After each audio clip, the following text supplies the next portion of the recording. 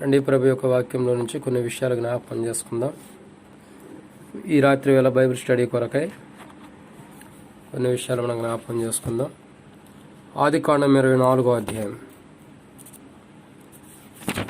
ఆదికాండము 24వ అధ్యాయము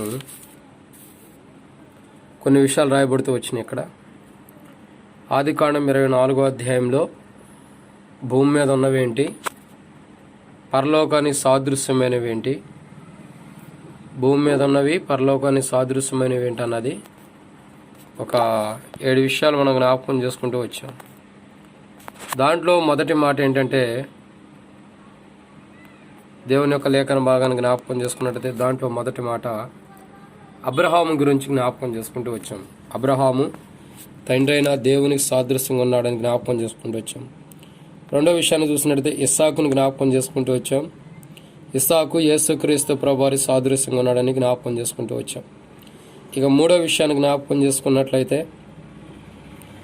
పెద్ద దాసుడని జ్ఞాపకం చేసుకుంటూ వచ్చాం. అంటే ఎలియాజరుకి విషయమై జ్ఞాపకం చేసుకుంటూ వచ్చాం. అదే పరిశుద్ధాత్మ సాదృశ్యంగా కూడా ఉందని మనం కొన్ని విషయాలు జ్ఞాపకం చేసుకుంటూ వచ్చాం. అదే విషయాన్ని జ్ఞాపకం చేసుకున్నట్లయితే 4వ మాటగా ఆదికాండం 24వ అధ్యాయం 5వ వచనం రాయబడుతుంది.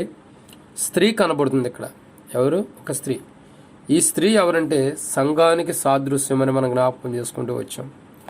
ఇక 5వ మాటను మనం జ్ఞాపకం చేసుకున్నట్లయితే లాబాను లోకానికి సాదృశ్యమైన వాడని మనం జ్ఞాపకం చేసుకుంటూ వచ్చాం. అదే రీతిలో ఆదికాండం 24వ అధ్యాయం 29వ వచనంలో లాబాను కనపడుతూ వస్తాడు లోకానికి సాదృశ్యమని. ఆదికాండం 24:65 వచనం ప్రకారం 6వ మాట ఏంటంటే పొలము అంటే మధ్యాకాశానికి సాదృశ్యంగా ఉంది. మధ్యాకాశంలో ఏముంటాయి, మధ్యాకాశానికి అసలు ఏముంటుంది, ఎలా ప్రభు వస్తున్నాడు ఏందన్నది మనం కొన్ని విషయాలు జ్ఞాపకం చేసుకున్నాం ఇంట్రడక్షన్లో. అదే రీతిలో 7వదిగా చివరి మాటను మనం జ్ఞాపకం చేసుకున్నట్లయితే ఆదికాండం 24వ అధ్యాయం 22వ వచనం బంగారుపు ముక్క కమ్మి, అంటే సంఘానికి ప్రభు బహుమానం ఇస్తున్నాడు అన్నది కొన్ని విషయాలు మనం జ్ఞాపకం చేసుకుంటూ వచ్చాం. అంటే వధువుకి భార్యకి ప్రభు ఇచ్చే బహుమానం ఇవ్వబోతున్నాడు, శ్రేష్టకరమైన బహుమానం అని కొన్ని విషయాలు మనం జ్ఞాపకం చేసుకుంటూ వచ్చాం. అయితే ఈ రాత్రిలో మనం జ్ఞాపకం చేసుకున్న విషయం ఏంటంటే ఆదికాండంలో 24వ అధ్యాయంలో 2వ వచనంలో అబ్రహాము తండ్రి అయిన దేవునికి సాదృశ్యంగా ఉన్నాడని మనం జ్ఞాపకం చేసుకుంటూ వచ్చాం. అబ్రహాము తండ్రి అయిన దేవునికి సాదృశ్యంగా ఉన్నాడు. అబ్రహాము ఎలాంటి వాడు అని మనం చూసినట్లయితే అబ్రహాము రక్తమాంసంలో పాలువాడైన వాడు. రక్తమాంసంలో పాలువారైన వాడు అంటే అబ్రహామునకు సంబంధించిన వారు ఎలా ఉంటారంటే రక్షణ పొంది ఉంటారు. రక్షణ పొందిన వారు ఎలా ఉంటారన్నది కొన్ని విషయాలు మనం జ్ఞాపకం చేసుకుంటూ వచ్చాం బైబిల్ స్టడీలో. అంటే అబ్రహాము గురించి మనం జ్ఞాపకం చేసుకుంటున్న దాంట్లో అబ్రహాం రక్తమాంసంలో పాలువాడైనాడు అని చెప్పి మనం మొదటి విషయాన్ని జ్ఞాపకం చేసుకుంటూ వచ్చాం. ఇక రెండో విషయాన్ని చూసినట్లయితే అబ్రహాము గురించి అంటే మొదటి మాటను చూస్తున్నాం. తండ్రి అయిన దేవుని సాదృశ్యంగా ఉన్నాడు. తండ్రి యొక్క గుణాలు అబ్రహాములు ఉంటూ వచ్చినాయి. అబ్రహాము రక్తమాంసంలో పాలువాడుకుంటున్నారు మొదటి కోణం. రెండో కోణాన్ని మనం అర్థం చేసుకున్నట్లయితే మరి అబ్రహాం రక్తమాంసం పాలువాడైన వారు ఎలాంటి వారు అనేది 3 విషయాలు చూస్తూ వచ్చాం. ఒకటి రక్షణ, విశ్వాసము, వీటన్నిటి కూడా మనం జ్ఞాపకం చేసుకుంటూ వచ్చాం. రెండో కోణాన్ని మనం జ్ఞాపకం చేసుకున్నట్లయితే మరి రెండో విషయాన్ని చూసినట్టయితే అబ్రహాము గురించి చూస్తున్నట్టయితే అబ్రహాము రెండో మాటగా తన దూతను ముందులుగా పంపిస్తున్నాడు. ఎవరి కోసం పంపిస్తున్నాడు? సంఘము కొరకు యేసు ప్రభు వారు తన దూతను ఏ రీతిగా అయితే పంపిస్తున్నాడు, దూత కావులాగా ఉన్నట్లుగా మనం జ్ఞాపకం చేసుకుంటూ వచ్చాం. మూడో మాటను చూసినట్లయితే ప్రమాణాన్ని గురించి జ్ఞాపకం చేసుకుంటూ వచ్చాం. ప్రమాణము, ఎవరితో ప్రమాణం చేశారు, ప్రమాణం చేయబడిన తర్వాత మనం ఎలా ఉంటున్నాం అన్నది ఈ ప్రమాణం గురించి 7 విషయాలు మనం జ్ఞాపకం చేసుకుంటూ వచ్చాం. ఇక 4వ విషయాన్ని మనం జ్ఞాపకం చేసుకున్నట్లయితే తండ్రి ఆత్మ ద్వారా ఇంకా చూసినట్లయితే ఆదికాండం 24వ అధ్యాయం 10వ వచనం ప్రకారం శ్రేష్టకరమైన ఈవులైనటువంటి ఈవులు, ఈ శ్రేష్టకరమైన వస్తువుల్ని దేవుడు మరి ఇస్తున్నాడు. కాబట్టి ప్రమాణం చేసిన తర్వాత శ్రేష్టకరమైన వస్తువుల్ని సంఘానికి ఎలాంటి వస్తువులు ఎలా ఏమేమి ఇవ్వబడుతుంది అన్నది కొన్ని విషయం మనం జ్ఞాపకం చేసుకుంటూ వచ్చాం. ఇక చివరి మాటను మనం జ్ఞాపకం చేసుకున్న 5వ విషయం ఏంటంటే మధ్యాకాశాన్ని సాదృశ్యంగా ఉంది. ఆదికాండం 24వ అధ్యాయం 6వ వచనం. 5వ మాట ఏంటంటే ఆదికాండం 24వ అధ్యాయం 6వ వచనంలో 5వ విషయం రాయబడుతుంది. అబ్రహాము అక్కడికి నా కుమారుని తీసుకొని పోకూడదు, అంటే తన కుమారుణ్ణి తీసుకొని పోకూడదని తండ్రి తన యొక్క కింద ఉన్న దాసులతో సెలవిస్తున్నారు. అదే రీతిలో యేసుక్రీస్తు ప్రభు వారు కూడా ఈ భూమి మీదకి వచ్చేటప్పుడు తండ్రి అయిన మరి యేసు ప్రభు వారు ఈ భూమి మీదకి రాకుండా భూమి మీద ఉన్న సంఘం పరిశుద్ధాత్మ ద్వారా సిద్ధపడి మధ్యాకాశానికి ఎత్తబడుతుందని మనం జ్ఞాపకం చేసుకుంటూ వచ్చాం. ఇది 5వ మాట. 6వ విషయాన్ని జ్ఞాపకం చేసుకున్నట్లయితే ఆదికాండం 24:22 వచ్చిన ప్రకారం సంఘానికి శ్రేష్టకరమైన బహుమానం ఇస్తున్నాడని చూస్తూ వచ్చాం. 7వ విషయాన్ని జ్ఞాపకం చేసుకున్నట్లయితే ఆదికాండం 24:37 వచనంలో తండ్రి అయిన దేవునికి సాదృశ్యంగా ఉన్న అబ్రహాం యొక్క జీవితాన్ని చూస్తే 7వ విషయం, అబ్రహాము యజమానుడు ఉంటూ వస్తున్నాడు. తన కింద ఉన్న పనివాడు కూడా యజమానుడిగా పిలుస్తున్నాడు. కానీ ఏ రోజు కూడా మరి పేరు పెట్టి పిలవ. ఇక్కడ మనం చూస్తున్నట్టయితే ఒక భర్తని ఒక భార్య పేరు పెట్టి పిలిచిద్ది. ఆ పొరుగు వారిని అన్నలను కూడా చిన్నవారైనా సరే పెద్దవారిని పేరు పెట్టి పిలుస్తారు. కానీ ఇక్కడ తన కింద ఉన్న పనివాడు తన యొక్క పైన ఉన్నటువంటి అధికారిని పైన ఉన్నటువంటి వారిని యజమానుడిగా భావిస్తున్నాడు. కానీ ఎప్పుడు కూడా పేరు పెట్టి పిలిచే కోణం లేదని మనం జ్ఞాపకం చేసుకుంటూ వచ్చాం. ఈ 7 విషయాలు అబ్రహాము తండ్రి దేవుని సాదృశ్యం ఉన్నాడు. అబ్రహాము యొక్క జీవితం ఎలా ఉంటుంది ఏంటన్నది ఒక 7 విషయాలు జ్ఞాపకం చేసుకుంటాం. అంటే తండ్రికి ఎలా సుదీర్ఘమైన సంబంధం ఉంటూ వచ్చిందన్నది 7 విషయాలు జ్ఞాపకం చేసుకుంటూ వచ్చాం. దాంట్లో ఇప్పటికి 4 విషయాలు మనం జ్ఞాపకం చేసుకుంటూ వచ్చాం. ఏంటో 4 విషయాలు? అబ్రహాము రక్త మాంసంలో పాలివాడు అన్నది ఒకటి జ్ఞాపకం చేసుకున్నాం. 2 దూతల గురించి జ్ఞాపకం చేసుకుంటూ వచ్చాం. 3 ప్రమాణం గురించి జ్ఞాపకం చేసుకుంటూ వచ్చాం. 4వదిగా ఆత్మలకి అంటే తండ్రి ఆత్మ ద్వారా బహుమానం ఇచ్చేవి ఏంటన్నది చూస్తూ వచ్చాం గత శుక్రవారం కూడా. ఈ శుక్రవారం మనం చూసేటటువంటి బైబిల్ స్టడీలో చూస్తున్నటువంటి వాక్యం ఏంటంటే 5వ మాటను చూస్తున్నాం. ఇప్పుడు 4 విషయాలు అయిపోయి ఇది 5వ మాట. 5వ మాట ఏంటంటే ఆదికాండం 24:6 వచనం రాయబడుతుంది, అబ్రహాము అక్కడికి నా కుమారుని తీసుకొని పోకూడదు సుమి. ఎక్కడికి పోకూడదు మనం చూస్తూ వచ్చాం. ఇంట్రడక్షన్లో మనం చూసినట్టయితే మధ్యాకాశానికని మనం జ్ఞాపకం చేసుకుంటూ వచ్చాం. మధ్యాకాశం ఎక్కడికి వెళ్తున్నారు వీళ్ళు? ఎక్కడ కలుసుకుంటున్నాడు భార్య అంటే మధ్యాకాశంలో కలుసుకుంటున్నాడు. అంటే డైరెక్ట్ ఇంకా యేసు ప్రభువు ఇక డైరెక్ట్గా భూమి మీదకి రావట్లేదు, లేదా సంఘం డైరెక్ట్గా పరలోకానికి వెళ్తలా. వీళ్ళిద్దరు ఎక్కడ కలుసుకుంటున్నారంటే మధ్యాకాశంలో కలుసుకుంటున్నారు. అయితే ఈ మధ్యాకాశానికి సాదృశ్యమైన స్థలమే మధ్యలో కలుసుకోవటం. ఇక్కడ అబ్రహాం యొక్క కుమారుడైన ఇస్సాకు కానీ అక్కడ ఉన్నటువంటి చూసినట్టయితే మరి రెబకా కానీ వీరిరువురు మధ్యాకాశం ఇస్సాకు రెబకా ఇద్దరు మధ్యాకాశంలో కలుసుకుంటున్నారంటే పొలంలో కలుసుకుంటున్నారంటే అర్థం ఏంటంటే తండ్రి అనే దేవుని యొక్క కుమారుడైన యేసుప్రభు వారు ఇస్సాకు యేసుప్రభు వారికి సాదృశ్యంగా ఉన్నాడు. రెబకా చూసినట్టయితే సంఘానికి సాదృశ్యంగా ఉంది. వీళ్ళిరువురు కలిసి మధ్యాకాశంలో అంటే పొలంలో ఏ రీతిలో కలుసుకున్నారో అలాగే పరలోకం నుండి ప్రభు మధ్యాకాశం దిగి వస్తాడు. భూమి మీద ఉన్న సంఘం మధ్యాకాశం కలుసుకునేది ఇద్దరు మధ్యలో కలుసుకుంటారన్నది మనం జ్ఞాపకం చేసుకుంటూ వచ్చాం. అయితే ఇక్కడ చూస్తున్న ఒక విధానం ఏంటంటే అసలు మధ్యాకాశానికి వెళ్ళే సంఘం ఎలా ఉండాలన్నది 7 విషయాలు ఉన్నాయి బైబిల్లో. చాలా ఉన్నాయి, ఒక 7 విషయాలు. మధ్యాకాశానికి వెళ్ళే సంఘం అంటే ఆయన భార్య ఎలా ఉండాలి, ఒక 7 విషయాలు ఉన్నాయి. అయితే ఈ రాత్రి అంటే ప్రభు సమయం ఇస్తే మరొకసారి ఆ 7 విషయాల గురించి మనం ధ్యానిద్దాం. ఈ రాత్రిలో మనం ధ్యానించే కోణం ఏంటంటే మధ్యాకాశానికి వచ్చేటటువంటి వ్యక్తి ఎలా ఉన్నాడు? ఎవరు? మధ్యాకాశానికి వచ్చే తండ్రి యొక్క కుమారుడు అంటే దేవుని యొక్క కుమారుడు ఎలా ఉన్నాడు? మధ్యాకాశానికి వచ్చే దేవుని కుమారుడు ఎలా ఉన్నాడు? ఒక 7 విషయాలు మనం జ్ఞాపకం చేసుకోక మునుపు ప్రభు సహాయం కొరకాయ, ప్రభు నడిపింపు కొరకాయ చిన్న ప్రార్థన చేసుకుందాం. ప్రార్థన. పరిశుద్ధమైన తండ్రి, ప్రేమగల దేవ, సకల ఆశీర్వచన స్తోత్రాలు మించిన ఘనమైన శ్రేష్టకరమైన మనబడి స్తోత్రాలు ఈ రాత్రి వేళ తండ్రి వాక్య భాగంలోకి వెళ్తున్నాగా జ్ఞాపకం చేసుకోనండి. నిలబడేవారమేమైనా నిలబెట్టేది మీరు, మాట్లాడేవారమేమైనా మాట్లాడించేది మీరు, మాలో ఆత్మ ఉన్నప్పటికీ ఆత్మని అభిషేకించేది మీరు. ప్రజల మీ వారు వాక్యం మీద జ్ఞాపకం చేసుకుని నిష్ప్రయోజకమైన వారిని జ్ఞాపకం చేసుకోనండి. దాసుడు యజమానుడి వైపు చూస్తున్నట్లు, దాసురాలు యజమానురాల వైపు చూస్తున్నట్లు ఈ రాత్రి వేళ మొక్కలను మీ వైపు వీక్షిస్తున్న మీరు సహాయం మన గురించి మహిమ పొందండి. మా ఒక్కది యెహోవా, మా ఒక్కది నీ కృపా సత్యాన్ని బట్టి నీ నామానికి మహిమ కలుగును గాక.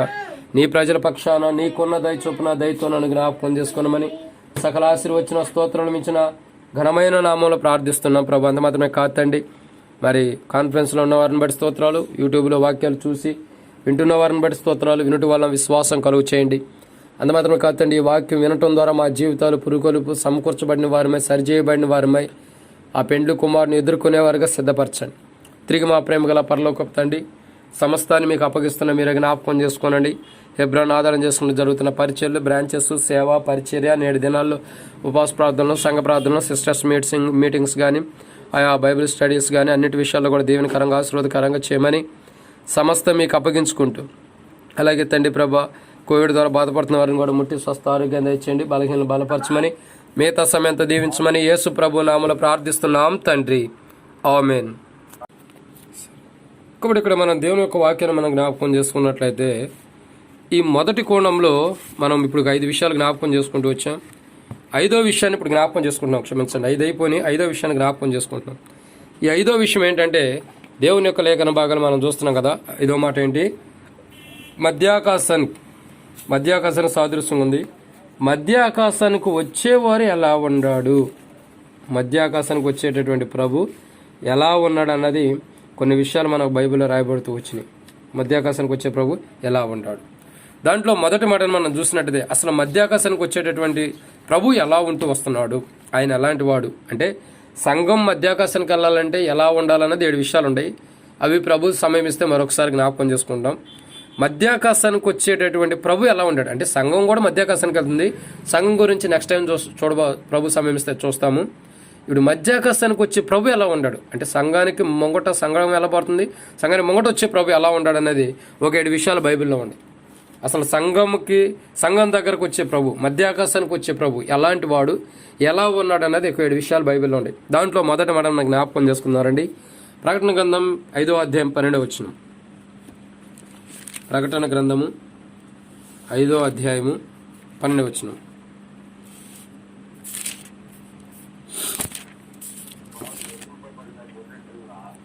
వారు వధించబడిన గొర్రెపిల్ల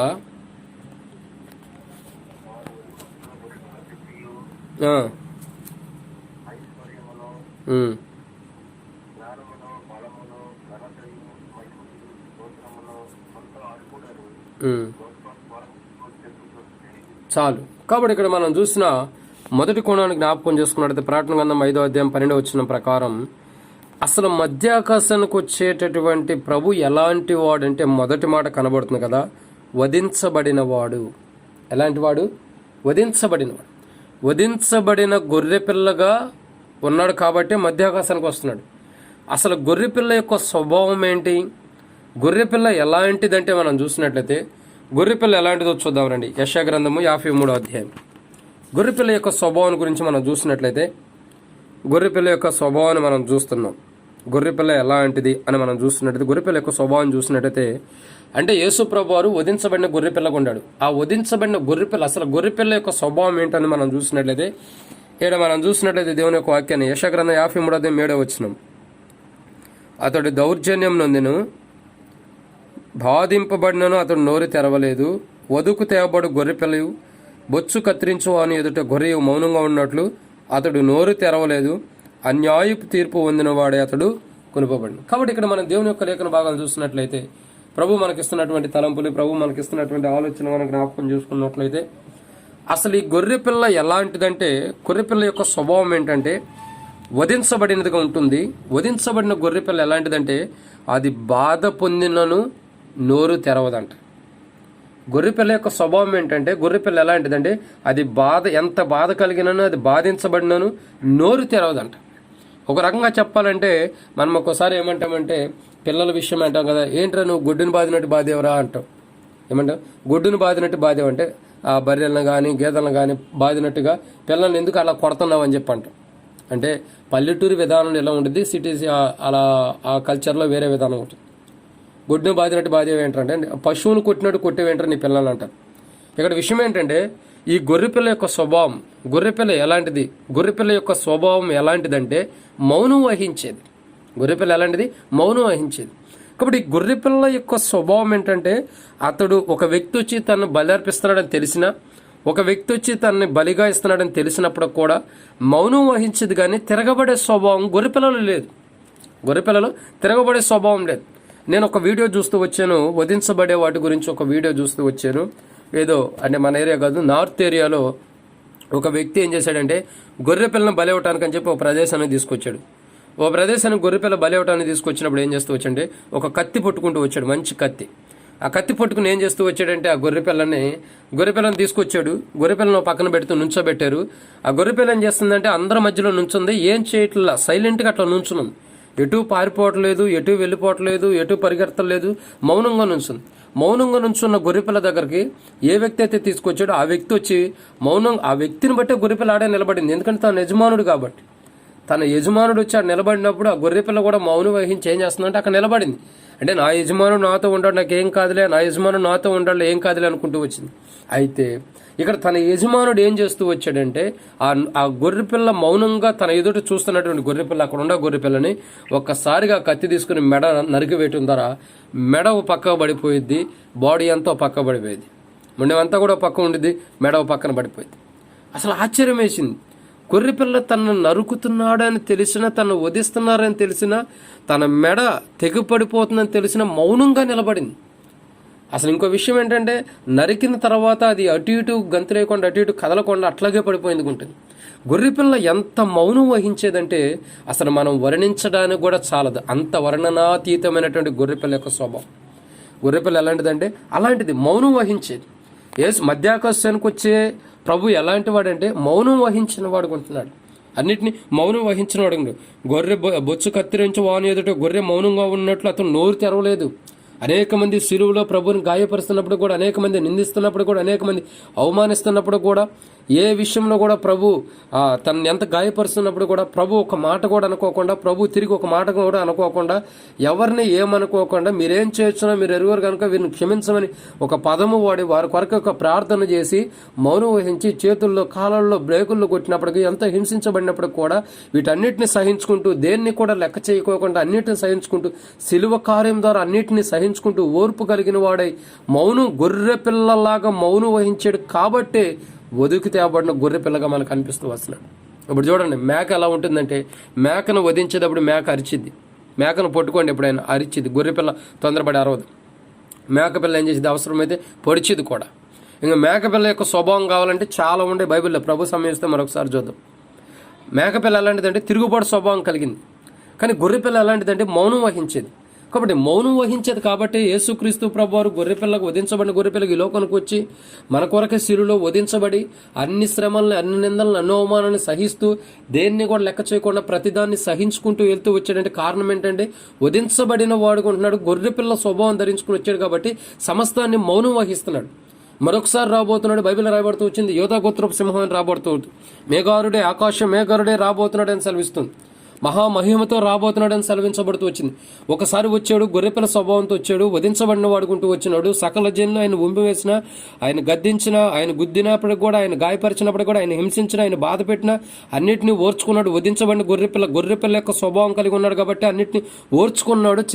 చివరికి సిలువలో ఎంత గొప్ప బాధించినా, ఎంతగా ఇబ్బంది పెట్టినా, ఎంత గాయపరిచినప్పుడు కూడా సిలువలో సమస్తాన్ని సహించి సిలువలో ప్రతి ఒక్క పాపాత్ముని క్షమించాడు.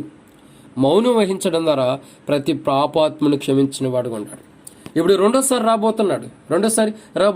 ఎలా వస్తున్నాడంటే ఒకప్పుడు వధించబడిన గొర్రెపిల్లకు వచ్చాడు, రెండోసారి ఎలా రాబోతున్నాడంటే మేఘారుడై గర్జించు యోధా గోత్రపు సింహం వలె వస్తున్నాడు. సింహానికి ఏంటంటే వేటాడి తింటమే కానీ కనికరం ఉండదు. ఒకప్పుడు కనికరం కలిగిన వాడుకు వచ్చాడు. ప్రజలను కనికరించడం కోసం కనికరం కలిగిన వాడికి వచ్చాడు. ప్రజలను క్షమించడం కోసం క్షమాపణ హృదయం కలిగిన వాడికి భూమి మీదకి వచ్చాడు. ప్రజలను రక్షించడం కోసం రక్షణ హృదయం కలిగిన రక్షణ మారుమనసు పాప క్షమాపణ ఇవ్వడం కోసం ఈ భూమి మీదకి వచ్చాడు. ఇప్పుడు వచ్చిన ఆయన మన కొరకే నిజంగా రక్షణ మారుమనసు పాప క్షమాపణ ఇచ్చి మధ్యాకాశానికి పరలోకానికి వెళ్ళిపోతాడు. పరలోకానికి వెళ్ళిపోతూ వచ్చిన ప్రభు మరలా తిరిగి యోధా గోత్రం అంటే ఎవడై కోసమైతే పాపాత్ముని కోసం ప్రాణం పెట్టాడో, ఎవరైతే భూమి మీద నమ్మలేదో ఆ వ్యక్తికి, నమ్మని వ్యక్తికి తీర్పు తీర్చడానికి, నమ్మిన వ్యక్తికి ఆయా విధానాల ప్రకారం బహుమానాలు ఇవ్వడం కోసం మధ్యాకాశానికి వస్తున్నాడు. ఒకప్పుడు మౌనంగా వచ్చాడు, రెండోసారి గొర్రెపిల్లకి ఈ లోకానికి రాబోతున్నాడు. ఈ లోకానికి యోధా గోత్రపు సింహంగా రాబోతున్నాడు. సింహం ఏం చేస్తుంది, గర్జించి, దానికి మనాతానాన్ని ఉండదు, ఏది పడితే తినేసింది, ఏది పడితే తన ఆహారానికి తిని పడేసింది. రాబోతున్నటువంటి ప్రభు గర్జించు సింహం వలె వస్తున్నాడు. ఎవడైతే ప్రభుని నమ్మకుండా, ప్రభునందు విశ్వాసం ఉంచకుండా, ప్రభునందు ఆత్మీయ జీవితం కలిగి ఉండకుండా ఎవడైతే తన విశ్వాస జీవితం కోల్పోతాడో అలాంటి వ్యక్తులందరూ కూడా నిత్య నరకాన్ని పడవేయటం కోసం వస్తున్నాడు. అసలు మధ్యాకాశానికి వచ్చే ప్రభు ఎలాంటి వాడంటే వధించబడిందంటే అసలు ఆ వధించబడింది ఎలాంటిదంటే ఎన్నుకోబడింది, ఏర్పరచబడింది, మౌనం వహించేది, అన్నిటిని సహించిందిగా ఉంటుంది. కాబట్టి ఆ మధ్యాకాశానికి వస్తున్న ప్రభు ఎలాంటి వాడండి, అన్నిటిని సహించి ఓర్చుకున్నవాడుగా ఉంటున్నాడు. మనము కూడా మధ్యాకాశానికి వెళ్ళబోతున్నాం కాబట్టి మన ప్రభు ఏ రీతిలో ఉన్నాడు, అన్నిటిని సహించుకుంటూ ఓర్చుకుంటూ, ఇప్పుడు చెప్పబడినటువంటి మొదటి కోణంలో ప్రభు ఏ రీతిలో ఉంటూ వచ్చాడో అదే విధానంలో మనం కూడా అన్నిటిని సహించుకుంటూ ఓర్చుకున్న వారమై మధ్యాకాశానికి ప్రభు వచ్చినప్పుడు ప్రభువుని కలుసుకునే వారికి ఉందాం. ప్రభువుని కలుసుకోవాలంటే భూమి మీద అన్నింటిని ఓర్చుకోవాలి. శ్రమల్ని, నిందల్ని, బాధల్ని, అవమానాలు అన్నింటిని తట్టుకుని అన్నింటిని సహించి మౌనం వహిస్తే గొర్రెపిల్ల స్వభావం కలిగి ఉన్నాం కాబట్టి మనం కూడా గొర్రెపిల్లలాగా మౌనం వహిస్తేనే భూమి మీద మధ్యాకాశంలో ప్రభువుని కలుసుకోగలుగుతాం. ఈ భూమి మీద ఏదో ప్రభు కోసం చిన్న నిందలు వచ్చిన, ప్రభు కోసం బాధలు వచ్చిన, ప్రభు కోసం గాయపరచబడి, ప్రభు కోసం అధసాక్షి అవుతున్నా కానీ నువ్వు సహించలేక తిరుగుబాటు స్వభావం కలిగి ఉంటే విడవబడే స్థితిలో ఉంటావు. మధ్యాకాశానికి వచ్చే ప్రభు వధించబడ్డాడు. మనం కూడా వధించబడినటువంటి అనుభవంలో మనం ఉండాలి. ఇక రెండో విషయాన్ని జ్ఞాపకం చేసుకున్నారండి. దేవుని యొక్క లేఖన భాగాన్ని చూస్తున్నట్టు రెండో విషయాన్ని, మధ్యాకాశానికి వస్తున్న ప్రభు ఎలా ఉన్నాడు, రెండో విషయాన్ని జ్ఞాపకం చేసుకుందాం.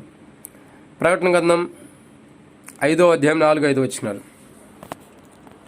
ప్రకటన గ్రంథము 5వ అధ్యాయం.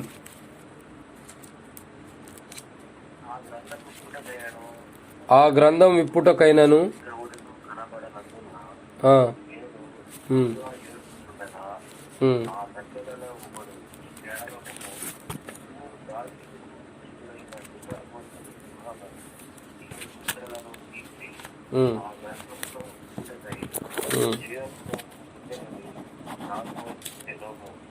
చాలు.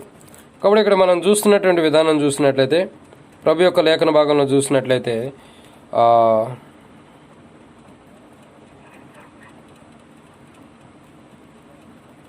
ఇక్కడ రెండో మాట జ్ఞాపకం చేసుకున్నట్లయితే, మధ్యాకాశానికి వచ్చే ప్రభు ఎలాంటి వాడు అంటే రెండో విషయం సెలవించబడుతుంది కదా, యోగ్యుడు. ఎలాంటి వాడు? యోగ్యుడు. మరలా ఇంకోసారి చదవండి అన్న అదే మాట. ప్రకటన గ్రంథం 5వ అధ్యాయం 4-5 వచనాలు. ఆ గ్రంథం విప్పుటకైనను చూచుటకైనను యోగ్యుడు ఎవడునో కనబడకుందనందున నేను బహుగా ఏడ్చుచుండగా ఆ పెద్దల్లో ఒకడు, ఏడవకము, ఇదిగో దావీదునకు చిగురైన యోధా గోత్రపు సింహము 7 ముద్రలను తీసి ఆ గ్రంథమును విప్పుటకై జయము పొందినని నాతో చెప్పాను. కాబట్టి ఇక్కడ మనం చూస్తున్నటువంటి రెండో కోణం ఏంటంటే, మధ్యాకాశానికి వచ్చే ప్రభు ఎలాంటి వాడంటే, మొదటి మాటనేమో వధించబడిన వాడుకుంటున్నాడు. ఈసారి రాబోతున్న వాడు ఎలాంటి వాడంటే మరి యోధాగోత్రపు సింహముగా రాబోతున్నాడని మనం జ్ఞాపకం చేసుకుంటూ వచ్చాం. సింహము కనికరించదు. ఒకసారి వచ్చాడు, కనికరించాడు, వెళ్ళిపోయాడు. రెండోసారి వచ్చేటప్పుడు లెక్క కోసం వస్తున్నాడు. ఎవరి లెక్క వాళ్ళు అప్పచెప్పాలి, ఎవరి లెక్క వాళ్ళకి లెక్క ప్రకారం వారికి తీర్పు తీర్చడానికి వస్తున్నాడు. ఇక రెండో విషయాన్ని చూసినట్టయితే, మధ్యాకాశానికి వచ్చేటువంటి ప్రభు ఎలా ఉంటాడంటే యోగ్యుడు. ఎలాంటి వాడు? యోగ్యుడు. యోగ్యమైన వాడని బైబిల్ సెలవిస్తుంది. ఎలాంటి వాడు? యోగ్యుడు. ఒక మాటలో చెప్పాలంటే యోగ్యుడు అంటే అర్థం ఏంటంటే, ఇక్కడే రాయబడుతూ వచ్చింది. ఒక గ్రంథం ఉంటూ వచ్చింది బైబిల్లో, ఒక గ్రంథం ఉంటూ వచ్చింది. ఆ గ్రంథాన్ని విప్పుటకు ఎవడు కూడా యోగ్యమైన వాడుగా లేడంట. అక్కడ చూసిన సందర్భంలో యోహాను దర్శనంలో చూసినప్పుడు ఆ గ్రంథాన్ని విప్పటానికి ఎవడు కూడా యోగ్యుడు లేనప్పుడు యోహాను బాధపడుతున్నాడంట. యోహాను బాధపడిచి బహుగా ఏడ్చుచుండాడంట యోహాను. అయ్యో, ఈ గ్రంథం ఏంటి, ఈ గ్రంథంలో ఏముంది, ఈ గ్రంథాన్ని విప్పుటకు అసలు యోగ్యుడు లేడా, ఎవరు యోగ్యులు లేరా, ఎందుకని ఈ గ్రంథాన్ని విప్పలేకపోతున్నారు, ఈ గ్రంథాన్ని విప్పలేకపోవటానికి గల కారణం ఏంటి, యోగ్యత అందరూ కోల్పోయిన వారు ఉండరా, ఈ గ్రంథాన్ని ఎవరు విప్పలేనటువంటి స్థితి ఎందుకు వచ్చింది, ఎందుకు అసలు గ్రంథాన్ని విప్పలేకపోతున్నారు, యోగ్యత ఎందుకు లేకపోతే వచ్చిందని ఏడుస్తున్నారంట. యోగ్యత అంటే అర్థం ఏంటంటే, యోగ్యుడుగా ఎంచబడిన వాడు అంటే అర్థం ఏంటంటే, ఒక వ్యక్తి సివిల్స్కి ప్రిపేర్ అయ్యాడు అనుకోండి, ఐపీఎస్కో ప్రిపేర్ అయ్యాడు అనుకోండి. ఆ ప్రిపేర్ అయినటువంటి వ్యక్తి సరైన విధానంలో ప్రిపేర్ అయ్యి మంచి విధానంలో ర్యాంక్ తెచ్చుకుని కౌన్సిలింగ్కి వెళ్ళినప్పుడు కానీ ఆయా సందర్భంలో కానీ అన్నీ కూడా మంచి కోణంలో కానీ ఉంటే ఆ వ్యక్తి ఆ యొక్క జాబ్ పొందడానికి అర్హుడు. ఎందుకు? అన్ని క్వాలిఫికేషన్ ఉన్నాయి, అన్ని అర్హతలు ఉన్నాయి కాబట్టి ఆ వ్యక్తికి ఆ జాబ్కి యోగ్యుడు. అంటే అర్హత కలిగిన వాడు దాన్ని పొందటానికి యోగ్యుడని, దాన్ని పొందటానికి అన్ని అర్హతలు కలిగిన వాడని అర్థం. అన్ని అర్హతలు కలిగిన వాడే. ఇప్పుడు ఏదైనా ఒక గవర్నమెంట్ జాబ్ మనకు వచ్చింది అనుకోండి, మన గవర్నమెంట్ జాబ్ వచ్చేటప్పుడు మనం వెళ్ళినప్పుడు మనం ఒక ఎగ్జామ్ ఉంటుంది, ఎగ్జామ్ రాస్తాము, సర్టిఫికెట్లు మనం చూపిస్తాము, తర్వాత మన క్వాలిఫికేషన్ ఏంటో చూస్తారు, మనకి ఎంత యోగ్యత ఉందో లేదా, మనకు అర్హత ఉందా లేదా, మనం దాన్ని కొనసాగించగలుగుతాం లేదా, మనకి ఎడ్యుకేషన్ బట్టి మనం చదువుకున్నటువంటి చదువుని బట్టి దాన్ని కొనసాగిస్తామా లేదా అన్నది కొంత చూస్తారు. ఇవన్నీ చూసిన తర్వాత ఏం జరుగుతూ వచ్చిందంటే, అసలు ఇతడు యోగ్యుడేనే కాదా, ఇతడు అర్హుడేనే కాదా, అర్హుడా కాదా అని చెప్పి చూస్తూ వస్తారు. ఎప్పుడైతే అలా చూస్తూ వస్తారో మనం అదే ఇంతకుముందు చెప్పబడినట్లు సివిల్స్కి కానీ లేదా ఐపీఎస్కి కానీ ఐఏఎస్కి కానీ ఎట్లా కానీ ఏదైనా గవర్నమెంట్ జాబ్ కానీ ఇంకోటి ప్రైవేట్ జాబ్ కానీ సాఫ్ట్వేర్స్ కానీ ఈ రీతిలో ఏదో ఒక జాబ్కి వెళ్ళినప్పుడు మన క్వాలిఫికేషన్ సరిపోకపోతే ఇతడు అర్హుడు కాడని రిజెక్ట్ కొడతారు. ఇతడు అర్హుడు కాడని రిజెక్ట్ కొడతాడు. అదే ఒకవేళ అర్హుడైతే, దాన్ని పొందడానికి యోగ్యుడైతే all right you can proceed success అని చెప్పి ఇంకో రీతిలో మనకు చెప్పబడుతూ వస్తుంది. ఎందుకు చెప్పబడుతూ వచ్చిందంటే అర్హుడైతేనేమో ఓకే కన్ఫర్మ్ అంటారు, అర్హుడు కాకపోతే రిజెక్ట్ కొడతారు. ఇక్కడ విషయం ఏంటంటే ఆ యొక్క గొర్రెపిల్ల గురించి మనం చూస్తున్నట్లయితే ఈ యోగ్యమైన వాడు ఎలాంటి వాడు అంటే, ఒక గ్రంథం ఉంది, ఆ గ్రంథం విప్పడానికి అక్కడ ఉన్న వాళ్ళు ఎవరు వల్ల కాదు, ఎవరూ కూడా విప్పలేని స్థితిలో ఉండరు. ఎవరు కూడా ఆ గ్రంథాన్ని పుట్టుకోవడానికి, ఆ గ్రంథాన్ని విప్పడానికి యోగ్యమైన జీవితాన్ని యోగ్యమైన వారుగా లేరు. అందుకే ఇక్కడ రాయబడుతున్నామండి, ఆ యోహాను ఏడుస్తున్నాడు, అయ్యో ఇలాంటి అద్భుతాలు జరగబోతున్నాయి, ఇలాంటి ఆశ్చర్యకాలంలో ఉండే పరలోకం దర్శనంలో ఉండవు, కానీ ఈ గ్రంథాన్ని విప్పేవాడు ఎవడూ లేడని చెప్పి, యోగ్యమైన వాడు ఒక్కడు కూడా లేడు ఈ గ్రంథాన్ని విప్పేవాడు అనుకున్నప్పుడు, ఆ గ్రంథాన్ని విప్పటానికి అర్హమైన వారు ఉన్నాడు. ఆ గ్రంథాన్ని విప్పటానికి అర్హులు ఎవరూ లేరు. అదే అక్కడ నాకు తెలిసినంతవరకు నేనేమనుకుంటానంటే, ఆ గ్రంథాన్ని విప్పడానికి అర్హులు లేరు. అక్కడ అర్హులు లేని సమయంలో అర్హుడుగా ఉంటూ వస్తున్నాడు. బైబిల్ ఏమైనా సెలవిస్తుందంటే, దేవుని యొక్క వాక్యాన్ని చూస్తున్నట్లయితే ప్రకటన గ్రంథం 5వ అధ్యాయంలో రాయబడుతున్న మాట 5వ వచనంలో, ఆ గ్రంథాన్ని విప్పుటకు యోగ్యుడు ఉన్నాడు, కానీ యోహాను ఆ యోగ్యుడిని చూడలేదు కాబట్టి ఏడుస్తున్నాడు. అయ్యో ఈ గ్రంథాన్ని ఇప్పేవాడు ఎవడు యోగ్యత లేనివాడు, ఎవడు కూడా అర్హమైన వాడు లేడు, ఎవడు అర్హత పొందినవాడు లేడు, మరి ఎలా ఈ గ్రంథం విప్పబడేది అన్నప్పుడు ఏడుస్తున్నాడు. బహు దుఃఖంతో ఏడుస్తున్నప్పుడు అక్కడున్న పెద్దలు అంటారు కదా, పెద్దల్లో ఒకడు, ఏడవకుము, ఇదిగో దావీదు కుమారుడు చిగురైనటువంటి యోధాగోత్రపు సింహము 7 ముద్రలను తీసి ఆ గ్రంథమును ఇప్పుడుకై జయము పొందిన నాతో చెప్పాను. కాబట్టి ఇక్కడ చూసినట్టయితే మధ్యాకాశానికి వచ్చే ప్రభు ఎలాంటి వాడు అంటే యోగ్యుడు, అంటే అర్హత కలిగిన వాడు. ఎలాంటి వాడు? అర్హత కలిగిన వాడు, అన్ని అర్హతలు కలిగిన వాడు. ఒక మనిషిని తీర్పు తీర్చడానికి అర్హత కలిగిన వాడు, ఒక మనిషిని క్షమించడానికి అర్హత కలిగిన వాడు, ఒక మనిషిని కనికరించడానికి అర్హత కలిగిన వాడు, ఒక మనిషికి బహుమానం ఇవ్వడానికి అర్హత కలిగిన వాడు, ఒక మనిషిని పరలోకానికి తీసుకెళ్తానికి అర్హత కలిగిన వాడు, ఒక మనిషిని నరకాన్ని పంపించడానికి కూడా అర్హత కలిగిన వాడు. ఎందుకంటే అన్ని క్వాలిఫికేషన్లు ఆయన దగ్గర ఉన్నాయి, అన్ని అర్హతలు ఆయన దగ్గర ఉన్నాయి. ఆయన దగ్గర లేనిదంటూ ఏమీ లేదు. ఎందుకు? ఆయన సమస్తానికి యోగ్యుడు, ఆయన సమస్తానికి యోగ్యమైన వాడు. ఈ రాత్రిలో మనం గుర్తుంచుకోవాల్సిన కోణం ఏంటంటే, రెండోదిగా మనం యోగ్యమైన జీవితాన్ని మనం జీవిస్తున్నామా లేదా? ప్రభు భూమి మీద ఉన్నప్పుడు యోగ్యులుగా జీవిస్తూ వచ్చాడు. అంత అర్హత కలిగిన జీవితాన్ని భూమి మీద అర్హత కలిగిన వాడంటే మనం అర్థం చేసుకున్నట్టయితే యేసుక్రీస్తు ప్రభువు అధికారం కలిగిన వాడుగా బోధించిన వాడుగా ఉన్నాడు. బైబిల్ కొత్త నిబంధనలో చదివినట్లయితే సమయం ఎందుకంటే ఆ రెఫరెన్స్ చూస్తానికి ఒక సందర్భంలో ఏంటంటే, యేసుక్రీస్తు ప్రభువు బలంగా అధికారం కలిగిన వాడుగా బోధించాడని బైబిల్లో. అధికారం అంటే తానికి అర్హత ఉంది, నేను ఇది బోధించగలను, ఇది నేను యోగ్యమైన వాడినని బోధించిన వాడుకుంటున్నాడు. బోధ విషయంలో కానీ ఆ సందర్భంలో కానీ అర్హత కలిగి బోధించిన వాడుకుంటున్నాడు. అర్హత లేక కాదు, అర్హత కలిగిన వాడిగా, ధైర్యంగా, యథార్థంగా, ఒక బాధ్యత కలిగిన వాడిగా బోధించిన వాడుకుంటాడు. అంటే అర్హత ఉంది ఆయనకి. అందుకే ఆయన ఎవరు కూడా ప్రశ్నించలేకపోతూ వచ్చారు. ఆయన బోధలో ఆయన బోధించినప్పుడు ఎవరో కూడా ప్రశ్నించి, ఆయన బోధించిన బోధలో ఎవరో కూడా మరి లోటుపాట్లు చూసిన వారు ఉంటారు. నేటి దినాల్లో బోధకులను ఎలా చూస్తారంటే, విశ్వాసులు ఏదైనా కొంత వాక్యం చెప్పడం వస్తే చాలు, కొంత వాక్యం బోధించడం వచ్చి, కొంత వాక్యం ధ్యానిస్తాం వచ్చే చాలు, ఇక సేవకుడు లోపల ఏం లేదు, సేవకుడు ఏం చెప్పలేడు, సేవకుడు ఒక రకంగా చెప్పాలంటే సేవకుడు ఎందుకు పనికిరాని వాడి కింద ఉంటాడు. ఈ వాక్యం చెప్పబడే వ్యక్తి ఎలా ఉంటాడు? నాకు అన్నీ తెలుసు, నేను వాక్యం చెప్పేస్తున్నా, నాకంటే ఎక్కువ తలంపులు సేవకుడికి వస్తున్నాయా ఏంటి? సేవకుడి కంటే ఎక్కువ తలంపులు నాకు వస్తుంటే సేవకుడికి ఏమొస్తున్నాయి? సేవకుడు అసలు ఆ వాక్యం సరైన విధానం చెప్పట్లా. ఆ సేవకుడి దగ్గర ఏం లేదు. మా దగ్గర చాలా వర్తమానాలు ఉన్నాయి, మేము బాగా వర్తమానం చెబుతాడు.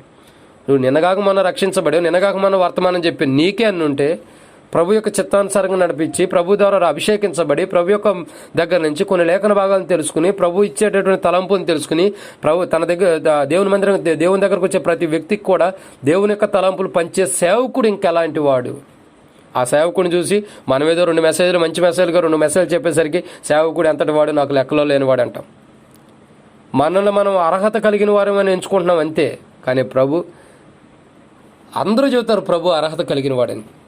ప్రియమైన దేవుని బిడ్డలారా, ఈ రాత్రిలో మనం గుర్తుంచుకోవాల్సిన రెండో కోణం ఏంటంటే, మధ్యాకాశానికి వచ్చేవాడు, అన్నిటిపైన అర్హత కలిగిన వాడు,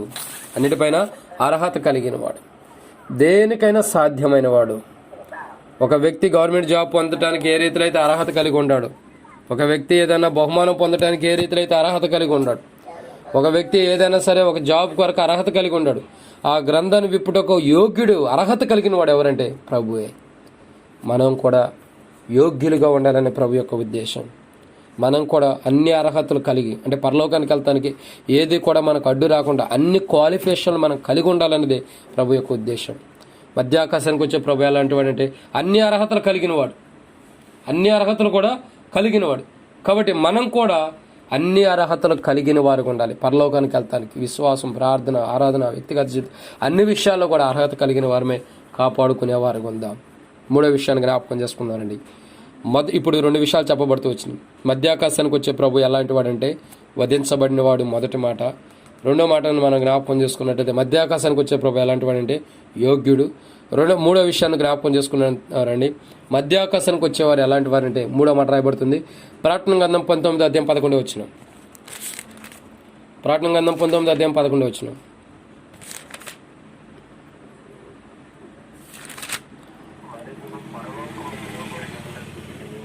మరియు పరలోకం తెరవబడి ఉండుట చూచితిని, అప్పుడదిగో తెల్లని గుర్రం ఒకటి కనబడెను, దాని మీద కూర్చుని ఉన్నవాడు నమ్మకమైన వాడు, సత్యవంతుడని నామము గలవాడు. కాబట్టి ఇక్కడ మనం చూస్తున్నటువంటి మూడో కోణం ఏంటంటే, మూడో మాటను చూస్తున్నట్లయితే నమ్మకమైన వాడు.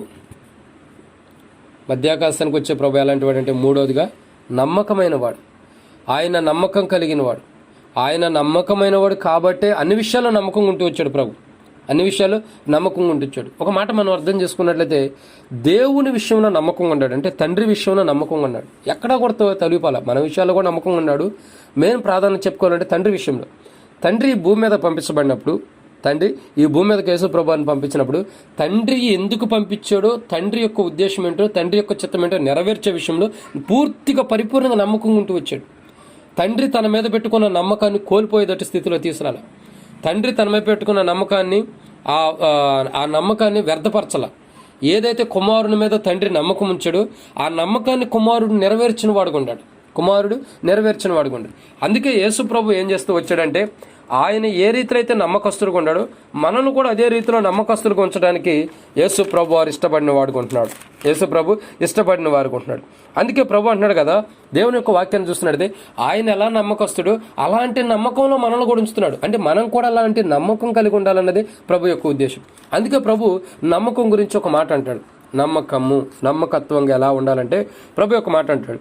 ఏమంటే చూసినట్టయితే యోహాను సువార్త 11:40 ఒక మాట రాయబడుతూ వచ్చింది. యోహాను సువార్త 11:40 అందుకు యేసు నీవు నమ్మిన ఎడల దేవుని మహిమను చూస్తావు. ఒక వ్యక్తిలో నమ్మకం కానీ ఉంటే, ఒక వ్యక్తి లోపల పూర్తయిన నమ్మకం కానీ ఉంటే దేవుని మహిమను చూసేవారికి ఉంటారు. ఆ వ్యక్తులు దేవుని మహిమని చూస్తారు. మధ్యాకాశానికి వెళ్ళే సంఘము, మధ్యాకాశానికి వెళ్ళే వ్యక్తులు ఎలా ఉండాలంటే నమ్మకం ఉండాలి. ఎందుకు? పైనుంచి వారిని కలుసుకునేవాడు నమ్మకస్తుడు కాబట్టి మనం కూడా నమ్మకంగా ఉండాలి. మనం ఎప్పుడైతే ప్రభు మీద ఉన్న నమ్మకాన్ని కోల్పోతాం, మనం నమ్మకస్తులుగా ఉండమో అప్పుడు మనలో అపనమ్మకం ఉంది. కాబట్టి మనల్ని చూస్తున్న ప్రభు దృష్టిలో మనం నమ్మకంగా లేం కాబట్టి సమస్తాన్ని కూడా మనం కోల్పోయి అపనమ్మకస్తులాగా ఉంటున్నాం. మనల్ని ప్రభు నమ్మాలన్నా నమ్మలేడు. ఒక మాట అర్థం చేసుకోవాలంటే ఒక విషయం మనం జ్ఞాపకం చేసుకున్నాం. తండ్రి కుమారుని మీద ఎలాంటి నమ్మకం పెట్టుకున్నాడు, ఆ నమ్మకాన్ని నెరవేర్చాడు కుమారుడు. ఓకే, అసలు నమ్మకం అనేది ఎలా ఉంటుందని మనం చూసినట్లయితే, ఎవరైనా ఒక వ్యక్తి తన కింద ఎవరైనా ఒక వ్యక్తి పనిచేస్తున్నాడు అనుకోండి, ఆ పనిచేసే వ్యక్తిని పరీక్షించడం కోసం అతను నమ్మకంగా ఉండాడా లేదన్నది కొంత అమౌంట్ ఇస్తాడు. లేదంటే ఒక్కోసారి ఏం చేస్తారంటే అమౌంట్ ఆ డబ్బుల పరంగా ఏం చేస్తూ ఉంటారంటే, ఒకసారి ఏదన్నా ఇంట్లో ఉన్నప్పుడు లేదా గృహంలో ఉండే ఎక్కడ బయటకు వెళ్ళేటప్పుడు ఒకసారి ఏం చేస్తారంటే కింద పడవేసినప్పుడు తన వెనకాల వస్తున్నటువంటి వ్యక్తి ఆ అమౌంట్ని ఏం చేస్తాడంటే తీసుకుంటాడు. తీసుకున్న తర్వాత యజమానుడికి ఇస్తాడా లేదని తన యజమానుడు పరీక్షిస్తాడు. అంటే నమ్మకంగా ఉన్నాడా లేదా. ఆ వ్యక్తి దొరికిన డబ్బులు తన యజమానుడి అని తీసుకొచ్చి, అయ్యా ఇదిగో నీ ఇట్లా కింద పడిపోయి ఇవి తీసుకొని నమ్మకంగా ఇస్తేనేమో నమ్మకస్తుడు. లేదు అవి కానీ అట్లాగే జేబులో పెట్టుకుని సైలెంట్గా వెళ్ళిపోతే అతడు నమ్మకస్తుడు కాదు. అపనమ్మకస్తుడు. అందుకే తన యజమానుడు తన మీద నమ్మకం పెట్టుకోవడానికి ఇష్టపడు. కానీ ఇక్కడ చూసినట్లయితే అసలు నమ్మకం ఎలా ఉండాలి, నమ్మకంగా మనం ఎలా జీవించాలన్న దానికి సాదృశ్యంగా యేసు ప్రభు వారి భూమి మీద చూపిస్తూ వస్తున్నాడు. ఇక్కడ మార్త మరియ విషయాలు చూస్తే, మార్త గురించి చూసినప్పుడు మార్త ఏం చేస్తుందంటే తన యొక్క సహోదరుడు నిద్రించి 3 దినాలు 4 దినాలు దరిదాపు 3 దినాల దాకా ఆ సమాధిలో పెట్టబడినప్పుడు ఆ నిద్రించినటువంటి లాజరు 4 దినాలు అవుతూ వస్తుంది. ఆ లాజర్ దగ్గరికి వెళ్ళి ఆ లాజర్ను బయటకు తీసుకురావడానికి లాజర్ను తిరిగి లేపడానికి వెళ్తున్నప్పుడు మార్త ఏమైందంటే, ఎందుకు వెళ్ళటము, అతడు చనిపోయి 4 దినములు అవుతుంది కదా, సమాధిలో పెట్టబడి ఉంటాడు కదా, వాసన కొడుతూ ఉంటాడు, వద్దు అన్నప్పుడు ప్రభు ఒక మాట అంటాడు. ఏమిటంటే యోహాను సువార్త 11:40 వచ్చిన ప్రభు అన్నాడు కదా, అందుకు యేసు నీవు నమ్మిన ఎడల దేవుని మహిమను చూస్తావు. ఒక వ్యక్తి దేవుని కానీ పూర్తిగా నమ్మితే దేవుని యొక్క మహిమకరమైన కార్యాలు చూస్తారు. దేవుని యొక్క మహిమకరమైన కార్యాలు చూస్తారు. యేసుక్రీస్తు ప్రభువారు యేసుక్రీస్తు ప్రభువారిని దేవుడు ఏ రీతిలో అయితే నమ్మాడో, నమ్మబట్టే యేసు ప్రభు నీ లోకాన్ని పంపాడు. దేవుడు పంపినప్పుడు అంటే తండ్రి దగ్గర నమ్మకస్తుడుగా ఉన్నాడు కాబట్టి నమ్మకస్తుని నీ లోకాన్ని పంపినప్పుడు తండ్రి ఎంతైతే ప్రభువుని కుమారుని నమ్మాడో ఆ నమ్మకాన్ని నిజం చేసిన వాడుకుంటాడు. ఆ నమ్మకాన్ని కోల్పోకుండా, ఆ నమ్మకాన్ని విఫలమైపోకుండా, ఇంకా తండ్రి కుమారుని మీద పెట్టుకున్న నమ్మకాన్ని నిజం చేసిన వాడుకుంటాడు. ఇప్పుడు మనం అర్థం చేసుకోవాల్సింది ఏంటంటే నమ్మకం, తండ్రి కుమారుడికి మధ్యలో ఉన్న నమ్మకత్వాన్ని గురించి మనం చూసినట్లయితే ఇక్కడ దేవుని యొక్క వాక్యం మనం కొన్ని విషయాలు చూసినట్లయితే, భూ సంబంధంగా ఎవరైనా ఒక వ్యక్తికి ఏం చేస్తామంటే, ఒక వ్యక్తి ఏదన్నా గవర్నమెంట్ జాబో లేకపోతే ఇంకేదన్నా ఒక జాబ్ కొట్టడం కోసం ప్రయాసపడి ఆ జాబ్ సంపాదించుకోవడం కోసం తండ్రికి కొన్ని కోరికలు ఉంటాయి. అయ్యా నేను ఇటు గవర్నమెంట్ జాబ్ సంపాదించుకోలేకపోయాను, నా స్థితిలో అంటే నాకు మాదిరికరంగా నువ్వు ఉండి ఒక గవర్నమెంట్ జాబ్ సంపాదించుకోయా, నీకు ఎంత కావాలో అంత నేను సమకూరుస్తానని కుమారుని మీద నమ్మకం పెట్టుకుంటాను. పిల్లల మీద తల్లిదండ్రులు నమ్మకం పెట్టుకుంటారు. ఏదో ఒక మంచి జాబ్ చేస్తాడు, ఏదో ఒక మంచి పొజిషన్లో ఉంటాడు, ఏదో ఒక మంచి విధానంలో ఉంటాడు, మంచి కుటుంబీకుడిగా, మంచి భర్తగా, మంచి భార్యగా, మంచి తండ్రికి ఉంటాడేమోనని పైన తల్లిదండ్రులు ఏం చేస్తారంటే ఒక నమ్మకం పెట్టుకుంటారు. నా కుమారుడు మంచివాడు, నా కుమారుడు మంచివాడు, నా కుమారుడు ఏ తప్పు చేయడని నమ్మకం పెట్టుకుంటారు. అంటే పిల్లలు ఏ తప్పు చేయరని తల్లిదండ్రులు నమ్మకం పెట్టుకుంటారు. కానీ తల్లిదండ్రులు ఏం చేస్తున్నారంటే పిల్లలు ఏం చేస్తున్నారంటే తల్లిదండ్రులు ఏదైతే పిల్లల మీద నమ్మకం పెట్టుకున్నారో ఆ నమ్మకాన్ని కోల్పోతున్న వారు ఉన్నారు. ఆ నమ్మకంలో నిలబడకుండా తల్లిదండ్రులకి నమ్మకస్తులు కొనుక్కోకుండా వీళ్ళు అపనమ్మకస్తులుగా పడిపోతున్న వారు ఉంటారు. ఒక చూడండి, తల్లిదండ్రులు స్కూల్కి పంపించేది దేనికంటే పిల్లల్ని ఒక మంచి పొజిషన్గా మంచిగా చదువుకుని, చెడు అలవాట్లు లేకుండా, చెడు స్నేహాలు లేకుండా మంచిగా చదువుకుని ఒక మంచి ప్రయోజకుడు అవుతాడని కాలేజీ కానీ స్కూల్కి కానీ ఎక్సెట్రా ఇంకా పంపిస్తూ ఉంటారు, ఏదన్నా కోచింగ్ సెంటర్ కానీ అన్ని విషయాలు. కానీ పిల్లలు ఎలా ఉంటారంటే అక్కడికి వెళ్ళిన తర్వాత ఒక స్నేహము, ఒక బంధువులు, స్నేహితులు రావటం ద్వారా ఆ సినిమాలు, షికార్లు, టీవీ సీరియల్స్ కానీ రకరకాల విధానంలో కాలేజీ మానుకుని సినిమాలకు వెళ్తాం. కానీ ఇంకా రెండో విషయం చూసినట్టయితే ప్రేమాన్ని, దోమలని, ఇంకా లవ్ చేసుకోవడం కానీ ఇలాంటి సందర్భాల్లో పిల్లలు ఏం చేస్తున్నారంటే తల్లిదండ్రులకి ఏం చెప్పకుండా, తల్లిదండ్రులు ఏమో పిల్లలు మంచిగా చదువుకుని మంచి జాబ్ కలిగి మంచి పొజిషన్లో ఉంటారని నమ్మకంగా ఉంటే ఈ పిల్లలు ఏం చేస్తున్నారంటే ఆ తల్లిదండ్రులు ఏదైతే నమ్మకం పెట్టుకున్నారో ఆ నమ్మకాన్ని కోల్పోయేటట్టు చేసి చివరికి వీళ్ళు ఏం చేస్తున్నారంటే వీళ్ళ సొంత ఆలోచన, వీళ్ళ సొంత ఇష్టాన్ని నెరవేర్చుకునే వరకు ఉంటున్నారు. కానీ యేసుక్రీస్తు ప్రభువారు అలా లేడు. యేసుక్రీస్తు ప్రభువారు ఏంటంటే తండ్రి ఏదైతే కుమారుని మీద నమ్మకం పెట్టుకున్నాడో ఆ నమ్మకాన్ని నెరవేర్చాడు. ఆయన నెరవేర్చాడు కాబట్టి నేను ఇలా నమ్మకస్తులుగా ఉన్నాను కాబట్టి మీరు కూడా నమ్మకంగా ఉండండి. మీరు నమ్మితే చాలు, అంటే నమ్మకస్తులుగా మీరు ఉంటే చాలు, దేవుని మహిమ చూస్తారు. ఒక వ్యక్తి దేవుని నమ్మి నమ్మకంగా కానీ ఉంటే, దేవుని నమ్మి నమ్మకస్తుడుగా ఉంటే దేవుని మహిమ చూడగలుగుతాడు. నేటి దినాల్లో క్రైస్తవులు, విశ్వాసులు అనబడుతున్న వారు, దేవుని బిడ్డలు అనబడుతున్న వారు దేవుని మహిమకరమైన కార్యాలు చూడలేకపోతున్నారు. దేవుని అద్భుతాలు, దేవుని ఆశ్చర్యకార్యాలు, దేవునికి మహిమకరమైన కార్యాలు నేటి దినాల్లో విశ్వాసులు చూడలేకపోతున్నారంటే కారణం ఏంటంటే దేవునికి నమ్మకస్తులుగా లేరు. దేవునికి నమ్మకస్తులుగా ఒక విశ్వాసిని దేవుడు రక్షించి మారు మనసు ఇచ్చి పాప క్షమాపణ ఇచ్చి రక్షణ మార్గం నడిపించిన తర్వాత ఆ విశ్వాసిని తండ్రి అనే యేసుప్రభు, తండ్రిని దేవుడు కుమారుని యేసుప్రభు ఆ విశ్వాసం చూసినప్పుడు ఏ నమ్మకంతో అయితే ఆ విశ్వాసికి రక్షణ ఇచ్చాడు, ఏ నమ్మకంతో అయితే ఆ విశ్వాసి బాప్తిస్మం ఇచ్చాడు, ఏ నమ్మకంతో అయితే ఆ విశ్వాసికి పాప క్షమాపణ ఇచ్చాడు, ఆ నమ్మకత్వాన్ని నేటి దినాల్లో విశ్వాసులు కోల్పోతున్న వారు ఉన్నారు. కుమారుడు అంటే పరలోక తండ్రి తన బిడ్డల మీద పెట్టుకున్న నమ్మకాన్ని కుమారులు పోగొడుతున్న వారు ఉన్నారు. నిజమే, తండ్రి మన మీద నమ్మకం ఎందుకు పెట్టుకున్నాడు, మనకు రక్షణ ఎందుకు ఇచ్చాడు, మారుమోసం ఎందుకు ఇచ్చాడు, పాప క్షమాపణ ఎందుకు ఇచ్చాడు, విడుదల ఎందుకు ఇచ్చాడు, అసలు మనల్ని ఎందుకు రక్షించుకున్నాడు, మనల్ని ఎంత నమ్మాడో అంత నమ్మకాన్ని కోల్పోయే వరకు ఉంటున్నాం. ప్రభు మనల్ని ఎంత నమ్మాడో అంత నమ్మకస్తులుగా మనం ఉంటున్నాం, అపనమ్మకస్తులుగా మనం ఉంటున్నాం. కానీ ప్రభు ఎన్నడూ నమ్మదగిన వాడుగా ఉంటున్నాడు, మనల్ని పూర్తిగా ఎప్పుడు నమ్ముతున్నాడు. కానీ మనమే ఆయన దృష్టిలో నమ్మకస్తులుగా ఉండలేకపోతున్నాం. కారణం ఏంటి? ప్రభు మన మీద ఏ నమ్మకాన్ని పెట్టాడు? బిడ్డలమైన మనం భూ సంబంధం బిడ్డలు తన తల్లిదండ్రులు పెట్టుకున్న నమ్మకాన్ని ఏ రీతిలో అయితే వ్యర్థపరుస్తున్నారు, నమ్మకాన్ని కోల్పోయేటట్టు చేస్తున్నారు, అదే రీతిలో మనం కూడా మన తండ్రి అయిన యేసు ప్రభు మన మీద పెట్టుకున్న నమ్మకాన్ని మనం ఆ నమ్మకాన్ని నిజంపరచలేక, ఆ నమ్మకాన్ని నెరవేర్చలేక, ఆ నమ్మకంగా మనం జీవించలేక విఫలమైపోతున్నాం. కాబట్టి ప్రభు మన మీద పెట్టుకున్న నమ్మకాన్ని వ్యర్థపరుస్తున్న వారు గుండా ప్రియమైన దేవుని బిడ్డలారా, ఈ మాట ముగించే మునుపు మనం ఒకసారి జ్ఞాపకం చేసుకుందాం. మన మీద మన పరలోకపు తండ్రి అయిన యేసు ప్రభు వారు ఏదైతే నమ్మకం పెట్టుకుని, ఏదైతే నమ్మకంగా నీ మీద నమ్మకం పెట్టుకుని నిన్ను రక్షించాడో ఆ నమ్మకాన్ని నువ్వు కోల్పోయేవాడుకుంటున్నావు. కానీ ప్రభు గురించి రాయబడుతుంది కదా, ప్రకటన గ్రంథం 19వ అధ్యాయం రాయబడుతూ వచ్చింది. ప్రకటన గ్రంథం 19:11 వచ్చిన ప్రకారం నమ్మకమైన నామం కలవాడు. ఎలాంటి వాడు? ఆయనకున్న నామం ఏంటంటే నమ్మకమైన వాడు. ఆయనకున్న నామం నమ్మకమైనది. అందుకే యోహాను సువార్త 14వ అధ్యాయం 13-14 వచ్చిన రాయబడుతూ వచ్చింది కదా, ఎవడైనా క్రీస్తు దగ్గరకు వచ్చి ప్రార్థించేవాడు నా తండ్రి కుమారుని నామం అడిగిన, తండ్రిని కుమారుడు నామం ఏది అడిగిన ఇస్తాడన్నాడు. కుమారుడు నా నామం మీరు నవ్వి అడిగిన ఇస్తానన్నాడు. ఆ అడగబోయే నామం ఎలాంటిదంటే నమ్మకమైనది. నమ్మకమైన నామంలో నమ్మకంగా మనం అడిగితే ప్రభు ఇచ్చేవాడుగా ఉన్నాడు. సంచరించుచున్నవాడు, దీపం స్తంభం మీద సంచరిస్తున్నవాడు, యోధా గోత్రపు సింహమైన వాడు, ఈ సకలమైన కలిగి మధ్యాకాశానికి వచ్చే ప్రభు ఎలాంటి వాడు అంటే నమ్మకమైన వాడు. ఒక్క మాట ప్రశ్నించుకుందాం. మనం ప్రభు పనిలో ఉన్నప్పుడు కానీ, ప్రభు కార్యాల్లో కానీ, ప్రభు యొక్క ఉద్దేశంలో, ప్రభు మన మీద పెట్టుకున్న నమ్మకంలో మనం ఎంతవరకు నిలబడుతున్నాం? యేసు ప్రభు వారు తన తండ్రి ఏదైతే నమ్మకం పెట్టుకున్నాడో తన మీద అది నెరవేర్చిన వాడుగా ఉన్నాడు. మన మీద పెట్టుకున్న నమ్మకాన్ని మనం ఎంతవరకు నెరవేరుస్తున్నాం? ఆ నమ్మకాన్ని కోల్పోయే స్థితిలో ఉన్నామా? ఆ నమ్మకస్తులుగా ఉంటున్నామా లేదా అన్నది పరీక్షించుకుందాం. అన్ని విషయాలు నమ్మకస్తులుగా ఉంటున్నామా లేదా పరీక్షించుకుందాం. ప్రతి విషయంలో కూడా అప్పుడు వరకు 3 విషయాలు చెప్పబడుతూ వచ్చినాయి. మధ్యాకాశానికి వస్తున్న ప్రభు ఎలాంటి వాడు? 3 విషయాలు. మొదటి మాట ఉదయించబడినవాడు, రెండో మాట యోగ్యుడు, మూడోదిగా నమ్మకమైన నామం కలిగినవాడు. 4వ విషయం నమ్మకమైన నామం అంటే భూమి మీద ఏ నామం లేదు, అంత గొప్ప నామం కాదు, ఒక్కటే నామం. భూమి మీద ఉండే నామం లేదు కూడా ఎంచదని కాదు, అదొక్కటే శ్రేష్టకరమైన నామం. 5వ విషయాన్ని చూద్దాం రండి, క్షమించండి, 4వ విషయాన్ని చూద్దాం. 4వ విషయాన్ని చూసినట్టే ప్రకటన గ్రంథం 11వ అధ్యాయం 17 వచ్చిన ప్రకటన 11:17.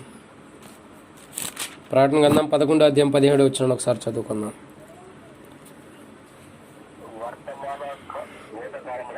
వర్తమాన భూతకాలంలో ఉండువాడినైనా చదవండి.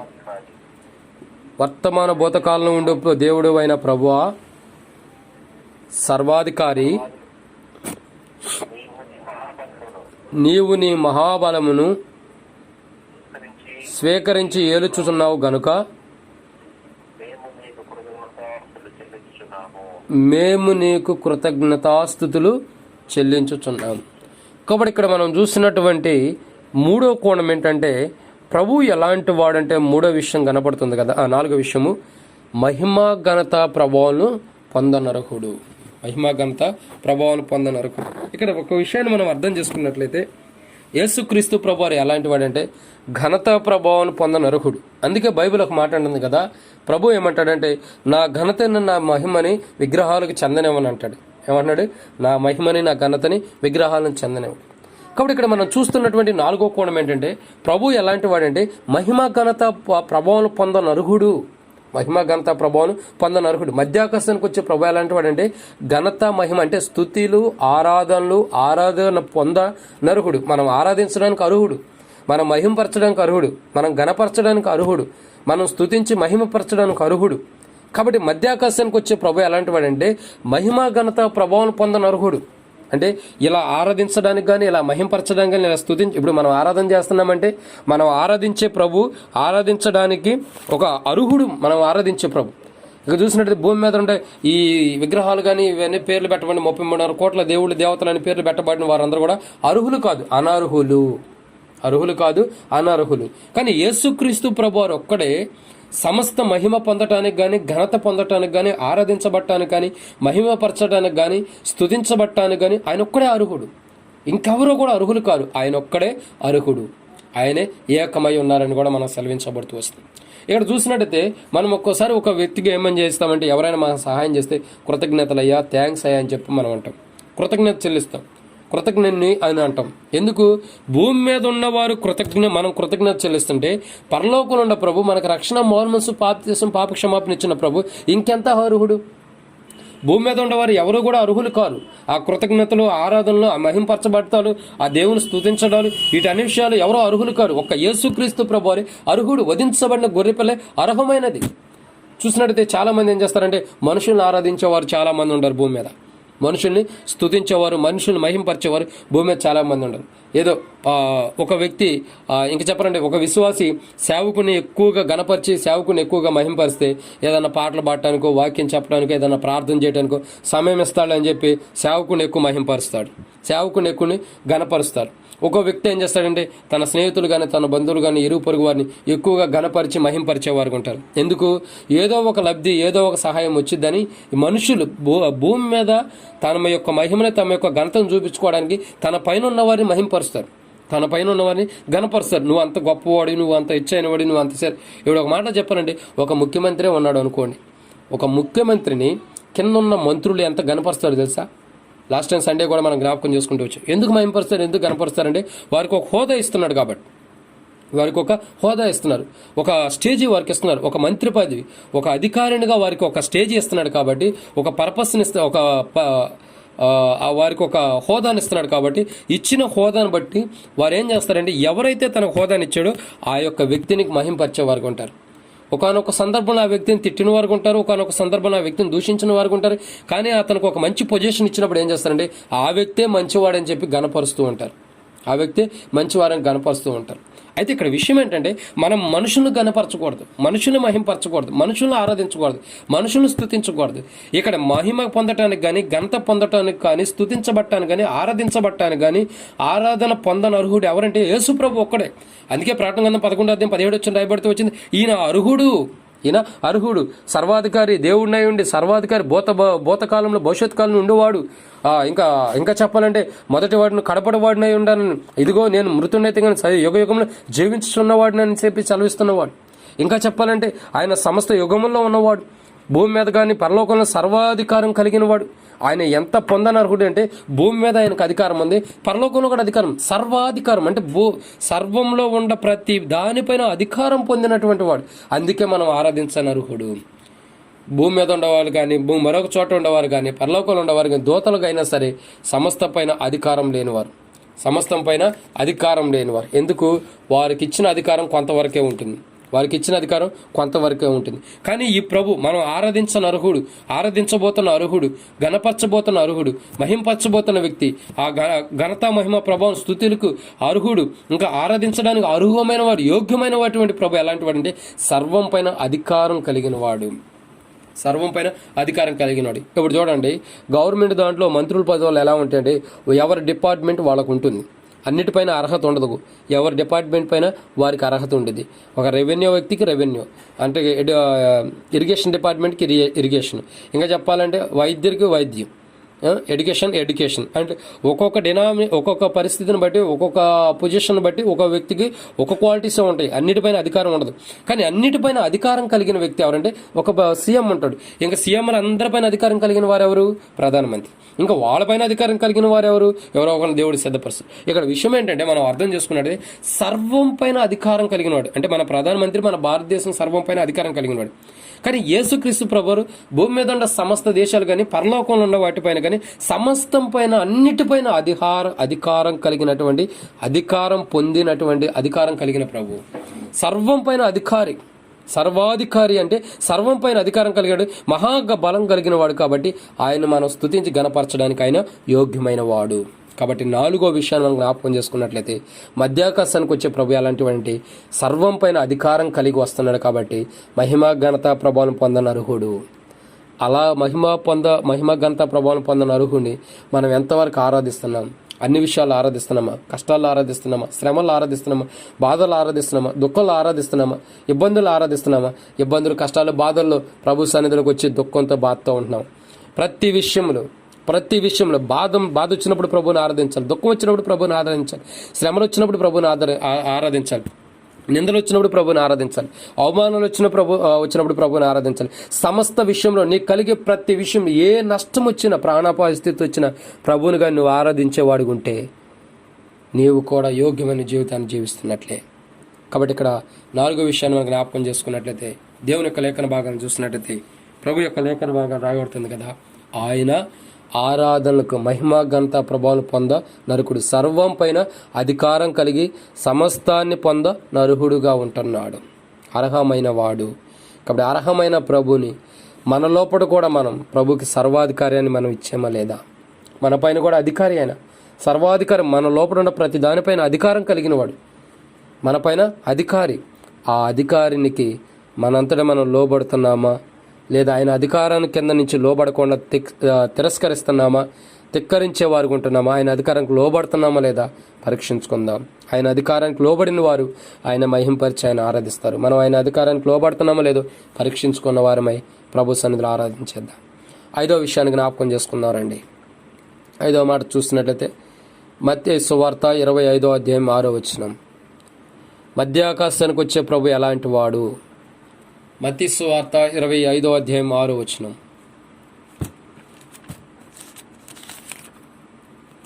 మత్తయి సువార్త 25వ అధ్యాయం 6వ వచనం చదవండి ఎవరైనా.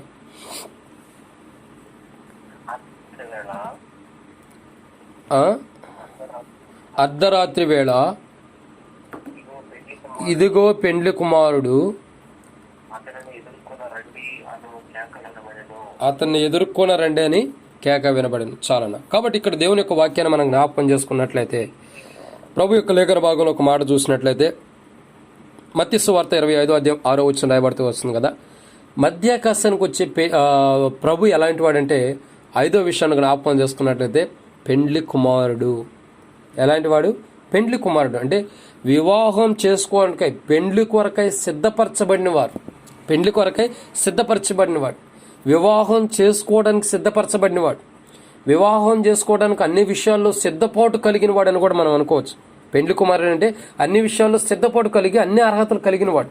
ఇక్కడ విషయాన్ని చూసినట్టే అసలు ఈ మధ్యాకాశానికి పెండ్లి కుమారుడుగా యేసుప్రభు వస్తున్నాడంటే, మధ్యాకాశానికి వచ్చేవాడు ఎలాంటి వాడిని? పెండ్లి కుమారుడు. ఈ పెండ్లి కుమారుడుగా ఆయన సిద్ధపడ్డాడంటే ఆయన భార్య ఎక్కడ ఉంది? ఆయన భార్య ఎక్కడ ఉందంటే భూమి మీద ఉంది. భూమి మీద ఉంది ఆయన భార్య. అందుకే మనం ఆరంభంలో చెబుతూ వచ్చాం, మధ్యాకాశానికి ప్రభు వస్తున్నాడు. కానీ మధ్యాకాశానికి వెళ్ళి మనం ఎలా ఉండాలంటే, సంఘం ఎలా ఉండాలని 7 విషయాలు ఉన్నాయి. అవి ప్రభు రాకడ అవసరమైతే తర్వాత చూద్దామని, ప్రభు సమయం వస్తే తర్వాత చూద్దామన్నాం. ఇక్కడ విషయాన్ని మనం అర్థం చేసుకుంటే మధ్యాకాశానికి వచ్చే ప్రభు ఎలాంటి వాడంటే పెండ్లి కుమారుడు. పెండ్లి కుమారుడు. ఈ పెండ్లి కుమారుడు ఎలా వస్తాడంటే మనం అనుకున్న గడియల్లో వస్తాడు. అందుకే చెప్పబడుతుంది కదా, మత్తయి సువార్త 24:44 వచ్చిన రాయబడుతూ వస్తుంది కదా. ఒక మాట చూసినట్లయితే మీరు అనుకున్న గడిలో మనిషి కుమారుడు వచ్చిన కనుక మీరును సిద్ధంగా ఉంటాడు. కాబట్టి పెండ్లి కుమారుడు ఎలాంటి వాడంటే ఆయన సిద్ధపడి, ఆల్రెడీ ఆయన సిద్ధపడ్డాడు కాబట్టి మధ్యాకాశానికి వస్తున్నాడు. ఆయన సిద్ధపడి మధ్యాకాశానికి వస్తున్నాడు. ఆయన ఎందుకు సిద్ధపడుతున్నాడు? ఆల్రెడీ భూమి మీదకి వచ్చాడు, ప్రజలను సిద్ధపరుస్తున్నాడు, ప్రజల కొరకే ఎలా సిద్ధపడాలో తెలియపరిచాడు, వెళ్ళిపోయాడు, పరలోకానికి వెళ్ళాడు, మరలా రాబోతున్నాడు. మరలా వచ్చే ప్రభు ఎలా రాబోతున్నాడు అంటే, ఒక వ్యక్తిని సిద్ధపరచబడిన, ఓ భూమి మీద సిద్ధపడుతున్న వ్యక్తి సరైన విధానంలో సిద్ధపడ్డా లేదా, ఆ సిద్ధపడిన వ్యక్తికి ఆయన సిద్ధపడి వస్తున్నాడు. ఎందుకు సిద్ధపడి వస్తున్నాడు అంటే, ఎలా సిద్ధపడి వస్తున్నాడు అంటే ఒక వ్యక్తి జీవితాన్ని బట్టి ఆ వ్యక్తి తీర్పు తీర్చడానికి ఆయన సిద్ధపడి వస్తున్నాడు. మధ్యాకాశానికి వచ్చే ప్రభు ఎలా ఉన్నాడంటే సిద్ధపడి వస్తున్నాడు, పెండ్లి కుమారుడుగా సిద్ధపడుతున్నాడు. ఎందుకు? తన భార్యని వివాహం చేసుకోవడానికి. సరైన క్రమంలో జీవించిన వ్యక్తికి ఆ వ్యక్తి జీవితాన్ని బట్టి తీర్పు ఉంటుంది. అసలు మధ్యాకాశానికి వచ్చే ప్రభు ఎలా ఉంటాడంటే సిద్ధపడిన వాడుకుంటున్నాడు. సిద్ధపడటం అంటే పెండ్లి వస్త్రములు ధరించుకుని, పెండ్లి అలంకరణ కలిగి, పెండ్లి వస్త్రములు కలిగిన వాడై సమూహంతో కూడా ఆయన వెంబడించేవారు. అంటే పెండ్లి కుమారుడికి సంబంధించినటువంటి సమస్తాన్ని కూడా తీసుకుని పెండ్లి కుమార్తె కొరకు మధ్యాకాశానికి వస్తున్నాడు. మధ్యాకాశానికి పెండ్లి కుమార్తె కొరకు వస్తున్నాడు. ఈ పెండ్లి కుమారుడు పెండ్లి కుమార్తె కొరకు మధ్యాకాశానికి వస్తున్నాడంటే ఎలా వస్తున్నాడంటే అన్ని సిద్ధపడ్డాడు. సమస్త వైభోగం అంతా కలిగి, అన్ని ధరించుకుని, అన్ని అలంకరించబడి, సమస్తం కూడా మహిమతో కలిగి, అన్ని తనకు కావలసిన వస్త్రములు అన్ని కూడా ధరించుకున్న వాడే మధ్యాకాశానికి. అంటే పెండ్లి కుమారుడు ఎలా ఉండాలో అలా ధరించుకుని మధ్యాకాశానికి వస్తున్నాడు. పెండ్లి కుమారుడు ఎలా ఉండాలో అలా ధరించుకుని మధ్యాకాశానికి వస్తున్నాడు. నేటి దినాల్లో మనం జ్ఞాపకం చేసుకోవాల్సిన విషయం ఏంటంటే, పెండ్లి కుమారుడు ఏ రీతిలో అయితే తనంతటి తను ఎలా పెండ్లి కుమారుడు ఎలా ఉండాలో అలా ధరించుకుని భూమి మీదకి వచ్చిన మధ్యాకాశానికి వస్తున్నప్పుడు, భూమి మీద ఉన్న సంఘం భర్త కొరకు కూడా అలాగే సిద్ధపడి, అలాగే అన్ని ధరించుకుని, పెండ్లి కుమార్తెకి కావాల్సినటువంటి క్వాలిఫికేషన్ అన్ని కూడా ధరించుకున్నదై మధ్యాకాశానికి వెళ్ళాలనేది ప్రభు యొక్క ఉద్దేశం. అయితే ఇక్కడ మనం చూస్తున్న 5వ కోణం ఏంటంటే, పెండ్లి కుమారుడు గురించి చూసినట్టు పెండ్లి కుమారుడు ఎలాంటి వాడంటే అనుకున్న గడియల్లో వస్తాడు, సిద్ధపడి ఉన్నాడు. పెండ్లి కుమారుడు అన్నిటికీ సిద్ధపడిపోయి ఉన్నాడు. కాబట్టి పెండ్లి కుమారుని ఎదుర్కోబోతున్నటువంటి సంగముగా కూడిన భూమి మీద ఉండే మనం ఎంతవరకు సిద్ధపడ్డామన్నది పరీక్షించుకోవాలి. మధ్యాకాశానికి వచ్చే ప్రభు సిద్ధపడి ఉన్నాడు, కానీ మనం ఎంతవరకు సిద్ధపడుతున్నాం? అసలు మనం సిద్ధపడి ఉన్నామా లేదా? ప్రభువుని ఎదుర్కోబోతున్నాం, ప్రభువుని కలుసుకోబోతున్నాం. మనం సిద్ధపడకపోతే, మనం సిద్ధపడి ఉండకపోతే ప్రభువుని ఎలా కలుసుకుంటాం? ప్రభు సన్నిధిలోకి ఎలా వెళ్ళగలుగుతాం? మనకే సిద్ధపాటు లేనప్పుడు ప్రభువుని ఎలా కలుసుకోగలుగుతాం? కాబట్టి మనకు సిద్ధపాటు లేనప్పుడు ప్రభువుని మనం కలుసుకోలేం. కాబట్టి మనం విడవబడేవారుగా ఉంటాము. కాబట్టి రాత్రి వేళ మనం గుర్తుంచుకోవాల్సిన కోణాన్ని అర్థం చేసుకున్నట్లయితే, ప్రభు యొక్క లేఖన భాగాలు మనం జ్ఞాపకం చేసుకున్నట్లయితే, ఇక్కడ చూస్తున్నటువంటి 5వ కోణం ఏంటంటే, మధ్యాకాశానికి వచ్చే ప్రభు ఎలాంటి వాడు అంటే పెండ్లి కుమారుడు, సిద్ధపడినవాడు, తనను తాను సిద్ధపరచుకొని భూమి మీదకి వస్తున్నాడు. భార్య కూడా తనను తాను సిద్ధపరచుకుని మధ్యాకాశానికి వెళ్ళాలి. మధ్యాకాశానికి వెళ్ళబోతున్న నీవు, నీ పెండ్లి కుమారుని కలుసుకోబోతున్న నీవు, నీ భర్తను కలుసుకోబోతున్న నీవెలా ఉండావన్నది ఒక్కసారి పరీక్షించుకో. నిజంగా పెండ్లి కుమారుని కలుసుకునేటటువంటి స్థితి నీకు ఉందా? ఆ పెండ్లి కుమారుడి దగ్గర నుంచి త్రోసివేయబడే అనుభవం నీకు ఉంటుందో ఒకసారి పరీక్షించుకో. నీకు అన్నీ బాగుండా పెండ్లి కుమారుడిగా, పెండ్లి భార్యగా నువ్వు సిద్ధపడకపోతే విడవబడతావు. నేటి దినాల్లో ప్రభు అక్కడ సమీపిస్తుంది.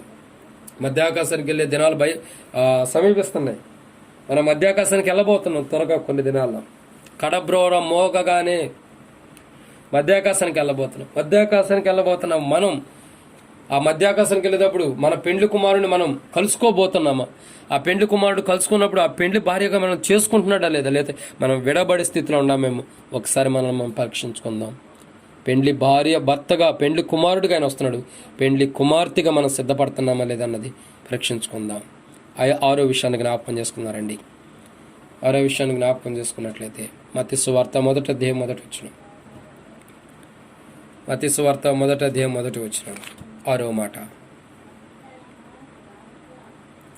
మత్తయి సువార్త 1వ అధ్యాయం 1వ వచనం. అబ్రహాము కుమారుడగు దావీదు కుమారుడైన యేసుక్రీస్తు వంశవాళి. కాబట్టి ఇక్కడ మనం చూస్తున్నటువంటి 6వ కోణం ఏంటంటే, మధ్యాకాశానికి వచ్చే ప్రభు ఎలాంటి వాడంటే ఒక గుర్తింపు కలిగిన వాడని అర్థం. ఇక్కడ గుర్తింపుగా చెబుతున్నాడు.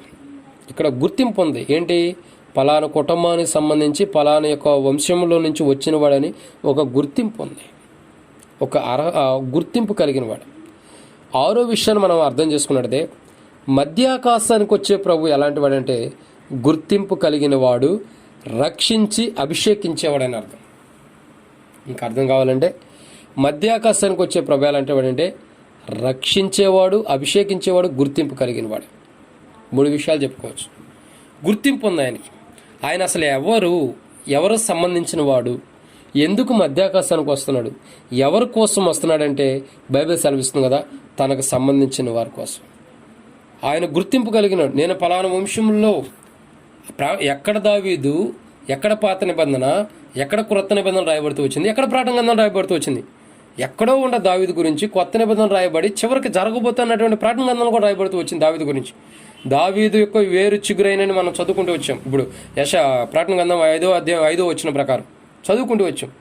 ఒక గ్రంథాన్ని విప్పడానికి యోగ్యమైన వాడు ఎవరు? యోగ్యమైన వాడు అంటే ఈ దావీదు యొక్క వంశవాళి నుంచి వచ్చిన వాడే. దావీదు యొక్క వంశవాళి నుంచి వచ్చినటువంటి దేవుని కుమారుడే.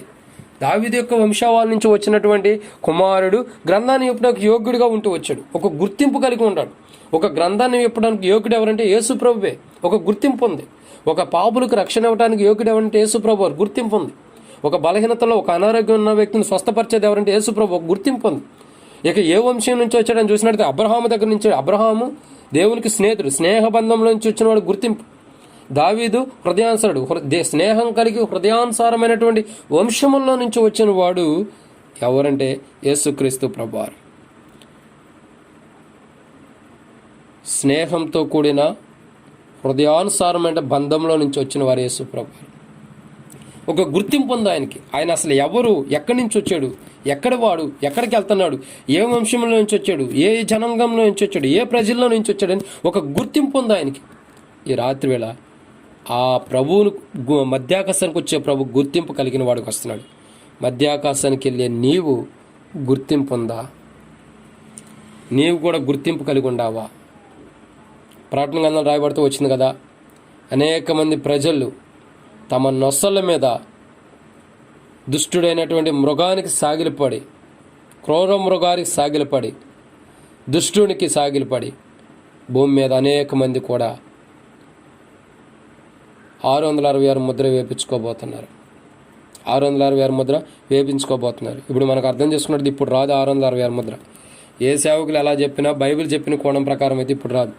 సంఘం మధ్యాకాశానికి ఎత్తబడిన తర్వాతే 666 ముద్ర వచ్చింది. సంఘం భూమి మీద ఉన్నంత వరకు 666 ముద్ర రాదు. అది వచ్చిందనుకున్న భ్రమే, అబద్ధమే.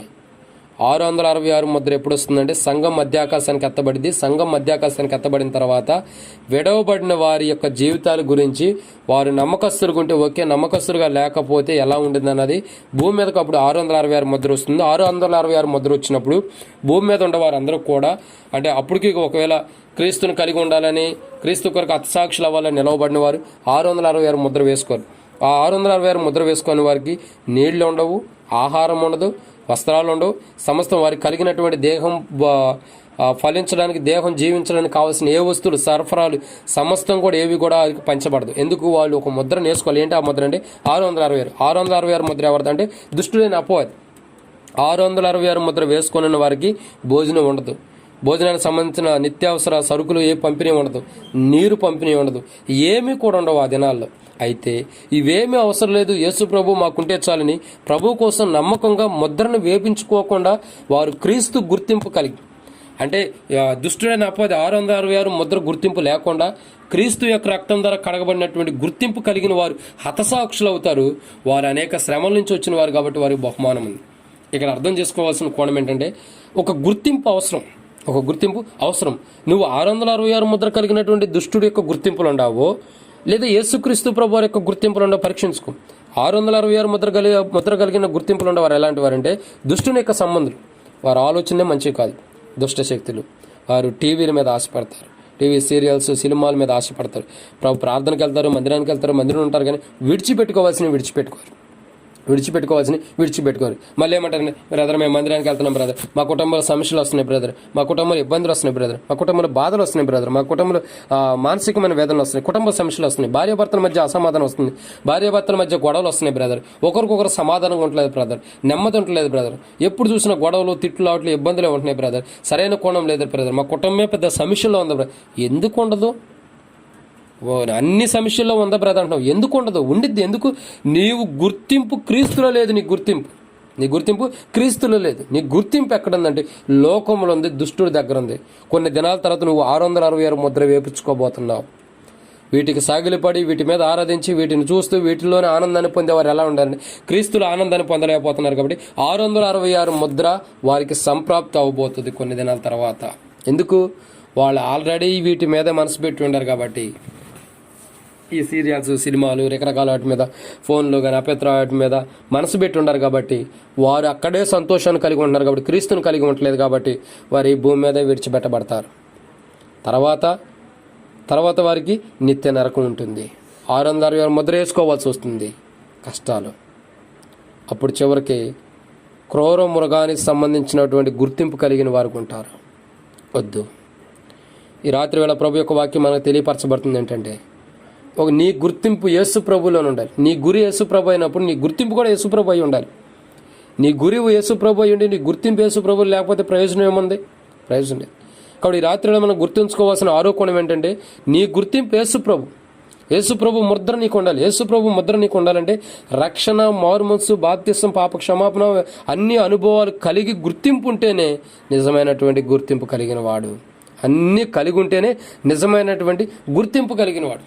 విశ్వాసం ఉండాలి, నమ్మకం ఉండాలి, విధేయత ఉండాలి, ప్రేమ ఉండాలి, ప్రభు మీద నమ్మకం ఉండాలి. ఇవన్నీ కలిగిన వాడే నిజమైన గుర్తింపు కలిగిన వాడు. నీలో నమ్మకం లేకపోయినా, విశ్వాసం లేకపోయినా, ప్రార్థన జీవితం లేకపోయినా, ఆరాధన జీవితం లేకపోయినా, వ్యక్తిగతంగా ప్రభుత్వ సహవాసం లేకపోయినా, ఏ విషయంలో ప్రభుత్వం లేక లోకంలో ఆనందాన్ని నువ్వు ఎంచుకున్నావు అంటే ప్రభు దగ్గర నీకు గుర్తింపు లేదు. అసలు నువ్వు ఎవరి గుర్తింపు నీ మీద ఉంది? ఎవరు గుర్తింపు కలిగి నువ్వు ఉండవు? ఎవరు గుర్తు నీ మీద వేసుకుని ఉంటున్నావు? యేసు ప్రభు గుర్తు కలిగి ఉంటున్నావా, లేదా దుష్టుని యొక్క గుర్తుకి సంప్రాప్తి అవ్వబోతున్నావా?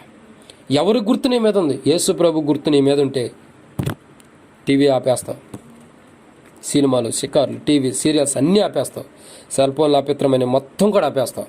యేసు ప్రభు గుర్తింపు నీ మీద ఉంటే తల్లిదండ్రుల మాట వింటావు, సేవకుల మాట వింటావు, సంఘస్థుల మాట వింటావు, సంఘం మాట వింటావు, నీ పెండ్లి భర్త అయిన యేసు ప్రభు మాట వింటావు. నువ్వు నిజంగా యేసు ప్రభునందు గుర్తింపు లేకపోతే సంఘంలో చెప్పిన మాటకి విధేయత చూపించు, భర్త చెప్పిన మాటకి విధేయత చూపించు, భార్య చెప్పిన మాటకి విధేయత చూపించు, ఇంకా ఇంకా ఇంకా చెప్పాలంటే నీ సంఘంలో ఉండే నీ సేవకుడికి విధేయత చూపించు. ఇంకెవ్వరికి నువ్వు విధేయత చూపించట్లేదంటే అర్థం ఏంటంటే నువ్వు యేసు ప్రభు అనే గుర్తింపు నీకు లేదు. నువ్వు ఎవరి గుర్తింపు నువ్వు కలిగి ఉండావో ఈ రాత్రిలో సరి చేసుకో. 7వ విషయాన్ని చూసి ముగిద్దామండి. సమయం అయిపోతుంది, సమయం ముగించబడుతుంది కాబట్టి మనం కూడా ముగిస్తూ వేస్తాం. సమయం అయిపోతుంది కాబట్టి 7వ విషయాన్ని జ్ఞాపకం చేసుకుందాం. ప్రకటన గ్రంథం 5వ అధ్యాయం 10వ వచనం. ప్రకటన 5:10. ప్రకటన గ్రంథం 5వ అధ్యాయం 10వ వచనం. బైబిల్లో కొన్ని విషయాలు రాయబడుతుంది. ప్రకటన గ్రంథం 5వ అధ్యాయం 10వ వచనం. 9-10 వచనాలు కలిసి ఉన్నాయి. 9-10 వచనాలు కలిసి ఉండే ఒకసారి చదవండి అన్న, త్వరగా చదవండి, ఫాస్ట్గా. ఆ పెద్దలు, నీవు ఆ గ్రంథమును తీసుకొని దాన్ని విప్పుటకు యోగ్యుడవు, నీవు దాని ముద్రలు విప్పుటకు యోగ్యుడు, నీవు వధించబడిన వాడవై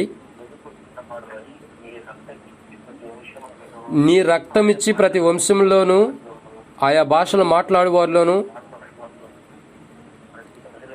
ప్రతి ప్రజల్లోనూ ప్రతి జనముల్లోనూ దేవుని కొరకు మనుషులను కొని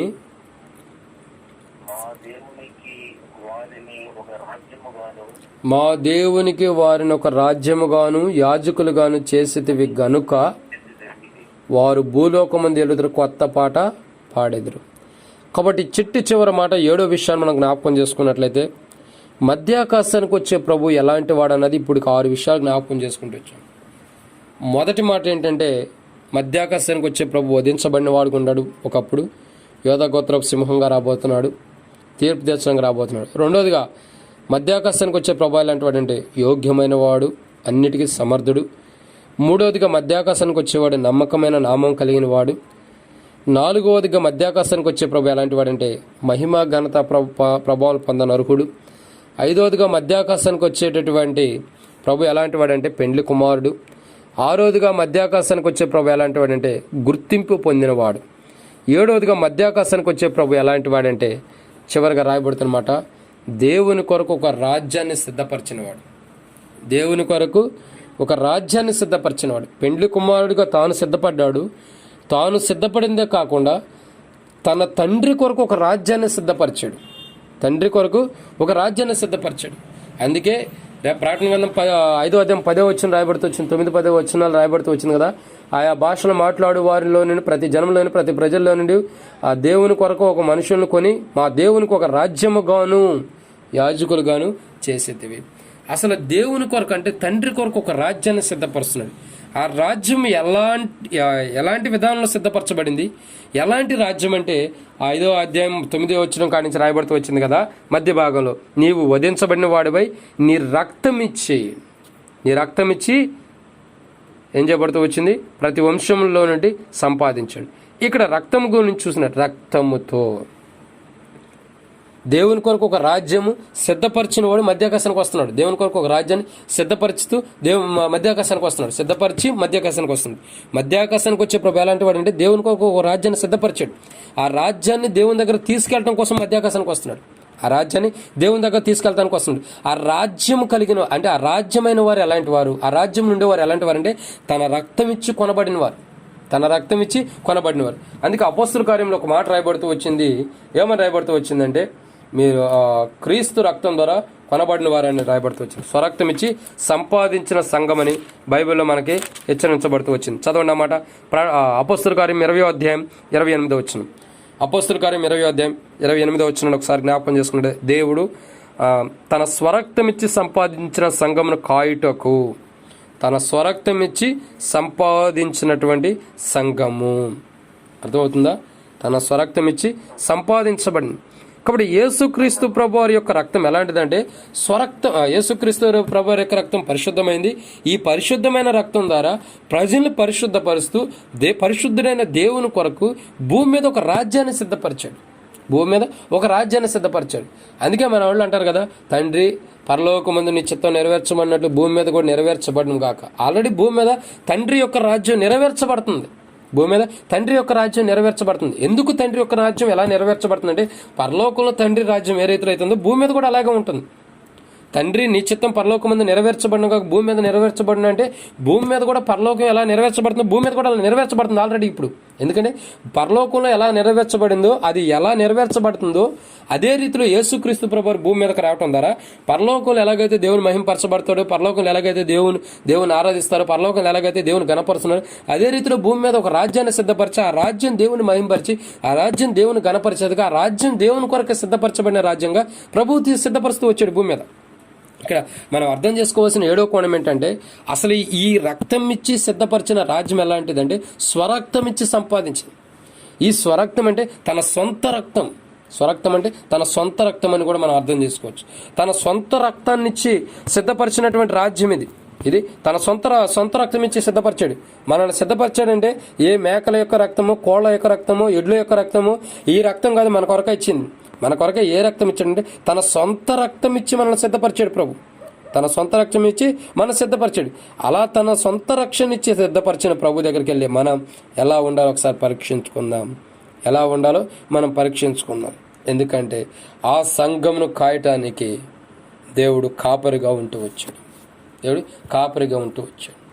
కాబట్టి 7వ మాటను మనం జ్ఞాపకం చేసుకున్నట్లయితే, మధ్యాకాశానికి వచ్చే ప్రభు ఎలా ఉండాడంటే దేవుని కొరకు ఒక రాజ్యాన్ని సిద్ధపరిచిన వాడిగా ఉన్నాడు. ఇప్పుడు ప్రశ్న ఏంటంటే, దేవుని కొరకు సిద్ధపరిచిన రాజ్యం ఏడందంటే భూమి మీదే రక్షణ, మారుమనసు, బాప్తిసం, పాప క్షమాపణ కలిగిన వారు, దేవుని యొక్క రాజ్యం అయిన వారు, దేవుని యొక్క రాజ్యంలో కలిగిన వారు. ఇప్పుడు ప్రశ్న ఏంటంటే, మనం దేవుని యొక్క రాజ్యంలో ఉంటున్నామా లేదా?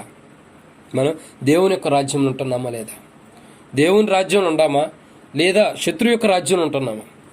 దేవుని రాజ్యంలో ఉండేవాడు దేవుని తలంపులు, దేవుని ఆలోచనలు, దేవుని యొక్క వైఖరి, దేవుని యొక్క మనస్తత్వం కలిగిన వాడు. కాబట్టి మనం ఏ రాజ్యంలో ఉంటున్నాం అనేది ఒకసారి పరీక్షించుకోవాలి. మనం ఏ రాజ్యానికి సంబంధించిన వారు? తండ్రి ఇప్పుడు ప్రశ్నించుకోవాల్సిన విషయం ఏంటంటే, యేసుక్రీస్తు ప్రభువారు ప్రార్థన చేసినట్టు పరలోకమందు నీ చిత్తం నెరవేర్చబడినట్లు భూమి మీద నెరవేర్చబడాలి. పరలోకంలో దేవుని రాజ్యం ఉంది, భూమి మీద దేవుని రాజ్యం ఉంది. ఇప్పుడు భూమి మీద దేవుని రాజ్యం ఉంది. దేవుని రాజ్యంగా చేయబడిన నీలో పరలోకమందు దేవుని చిత్తం ఏదైతుందో భూమి మీద కూడా నీ దేవుని చిత్తం నీ లోపల నెరవేర్చబడుతుందా లేదా? భూమి మీద కూడా దేవుని చిత్తం నెరవేర్చబడుతుందా లేదా? పరలోకమందు మా తండ్రి నీ నామం పరిశుద్ధపరచబడిన కాక, నీ రాజ్యం వచ్చిన కాక, నీ చిత్తం పరలోకమందు నెరవేరినట్లు భూమి మీద నెరవేరును కాక అన్నారు. నీ రాజ్యం భూమి మీదకి వచ్చిన కాకంటే వచ్చింది. ఇప్పుడు క్రీస్తు రక్తం ద్వారా కడగబడిన వారే దేవుని రాజ్యం. భూమి మీద ఉండేవారు దేవుని రాజ్యం అంటే ఎవరంటే క్రీస్తు రక్తం ద్వారా కడగబడినవారు. స్వరక్తం ఇచ్చి సంపాదించిన సంఘమే దేవుని రాజ్యం. ఈ దేవుని రాజ్యంలో ఉండవారిలో పైన పరలోక తండ్రి ఏ చిత్తం అయితే కలిగి ఉన్నాడు, భూమి మీద ఉండ దేవుని రాజ్యంలో ఉండేటువంటి బిడ్డ, దేవుని రాజ్యంగా చేయబడిన బిడ్డ లోపల కూడా అదే దేవుని చిత్తం నెరవేర్చబడాలి. ఇప్పుడు ప్రశ్నించుకోవాల్సిన కోణం ఏంటంటే, పరలోకమందు దేవుని చిత్తం నెరవేర్చబడుతుంది, మన లోపల కూడా దేవుని చిత్తం నెరవేర్చబడుతుందా లేదా? యేసు ప్రభువులో దేవుని చిత్తం నెరవేర్చబడింది. అందుకే మనం సువార్తలు 4 సువార్తలు కూడా చివరిలో చూసినట్లయితే, తండ్రి నీ చిత్తమైతేనే ఈ పాత్ర తొలగించు, లేని ఎలా నీ చిత్తం ఎట్టుందట. తండ్రి నీ చిత్తం నెరవేర్చబడిన కాక సమస్తాన్ని కూడా తండ్రి చిత్తానికి అప్పగించుకున్నవాడు ఉన్నాడు. తండ్రి చిత్తం ఏదుందో అదే నెరవేర్చిన వాడు ఉన్నాడు ఈ కుమారుడైన యేసుక్రీస్తు ప్రభు. తండ్రి చిత్తం తన లోపల తండ్రి చిత్తాన్ని నెరవేర్చాడు యేసు ప్రభు. నీ లోపడుండ యేసుక్రీస్తు ప్రభు రక్షణ, మారుమనసు, బాప్తిసం కలిగి యేసు ప్రభు నా పాపాలు క్షమించడని అనుకుంటున్నాను. నీ లోపల తండ్రి చిత్తం నెరవేర్చబడకపోతే, నీ లోపల తండ్రి యొక్క ఉద్దేశాలు నెరవేర్చబడకపోతే, తండ్రి యొక్క ఆలోచన నీ లోపల నెరవేర్చబడకపోతే, నువ్వు దేవునికి ఒక రాజ్యంగా ఉండలేకపోతున్నావు. దేవుని రాజ్యంలో నువ్వు ఉండలేవు, దేవుని రాజ్యంగా కూడా నువ్వు ఉండలేవు. ఎందుకంటే నువ్వు తండ్రి కొరకు అన్ని సిద్ధపాటు కలిగి ఉండాలి. పరలోకంలో తండ్రి చిత్తం మీద ఉందో భూమి మీద కూడా నీ లోపల అదే దేవుని చిత్తం నెరవేర్చబడాలి. ఒక్కసారి పరీక్షించుకుందాం. నిజంగా నీ లోపల దేవుని చిత్తం నెరవేర్చబడుతుందా? దేవుడు ఏదైతే నీ పట్ల తన ఉద్దేశం కలిగి ఉంటాడు, ఏవైతే తన ఆలోచన కలిగి ఉంటాడు, తన చిత్తం ఏదైతే నీ పట్ల కలిగి ఉంటాడో, నేటి దినాల్లో నువ్వు తండ్రి చిత్తం నీలో నెరవేర్చబడుతుందా లేదా? తండ్రి చిత్తం ఏంటి? యేసు ప్రభువారు భూమి మీదకి వచ్చి పాపులందరి కొరకు ప్రాణం పెట్టి పరలోకాన్ని తిరిగి వెళ్ళటం, అది తండ్రి చిత్తం. నీ పట్ల తండ్రి చిత్తం ఏంటి? ప్రార్థన చేస్తున్నావు, చెప్తావు, ప్రభా పరలోకమందున్న తండ్రి నీ నామం పరిశుద్ధపరచబడిన కాక, పరలోకం మీద నెరవేర్చబడినట్టు భూమి మీద నెరవేర్చబడిన కాక. నీ రాజ్యం వచ్చింది, ఆయన రాజ్యం వచ్చింది, ఆయన రాజ్యంలో ఉండ నీవు పరలోకమందుండ తండ్రి చిత్త ప్రకారం నువ్వు ఎందుకు నెరవేర్చబడలేకపోతున్నావు? తండ్రి నీ చిత్తం నెరవేర్చబడిన కాకన్నావు కదా, భూమి మీద నెరవేర్చబడిన కాకన్నా. భూమి మీద ఎక్కడ నెరవేర్చబడింది అంటే తండ్రి చిత్తం, ఆయన రాజ్యం, సిద్ధపరిచిన రాజ్యం, సిద్ధపరిచినటువంటి రాజ్యంలో, సిద్ధపరిచినటువంటి రాజ్యమైన సమూహంలో తండ్రి చిత్తం నెరవేర్చబడింది. స్వరక్తం ఇచ్చి సంపాదించినటువంటి సంఘం, అదే దేవుని కొరకు సిద్ధపరచబడిన ఒక రాజ్యం. ఆ రాజ్యంలో తండ్రి చిత్తం నెరవేర్చబడింది. నీలో తండ్రి చిత్తం నెరవేర్చబడుతుందా? నీలో తండ్రి తన చిత్తాన్ని నెరవేర్చుకోవడానికి ఇష్టపడుతున్నాడా, లేదా అసహించుకునేటటువంటి స్థితిలో నువ్వు ఉండవా? తండ్రి చిత్తం నీలో నెరవేరుతుందా లేదా ఒకసారి నిన్ను పరీక్షించుకో.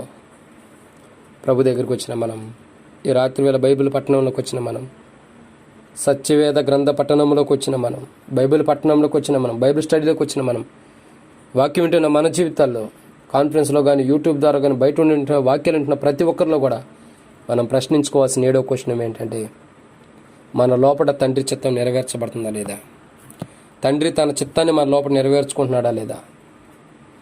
చెప్తున్నాం కదా, తండ్రి పరలోకమందు నెరవేరినట్లు భూమి మీద నీ చిత్తం నెరవేర్చబడిన కాక అంటున్నాం.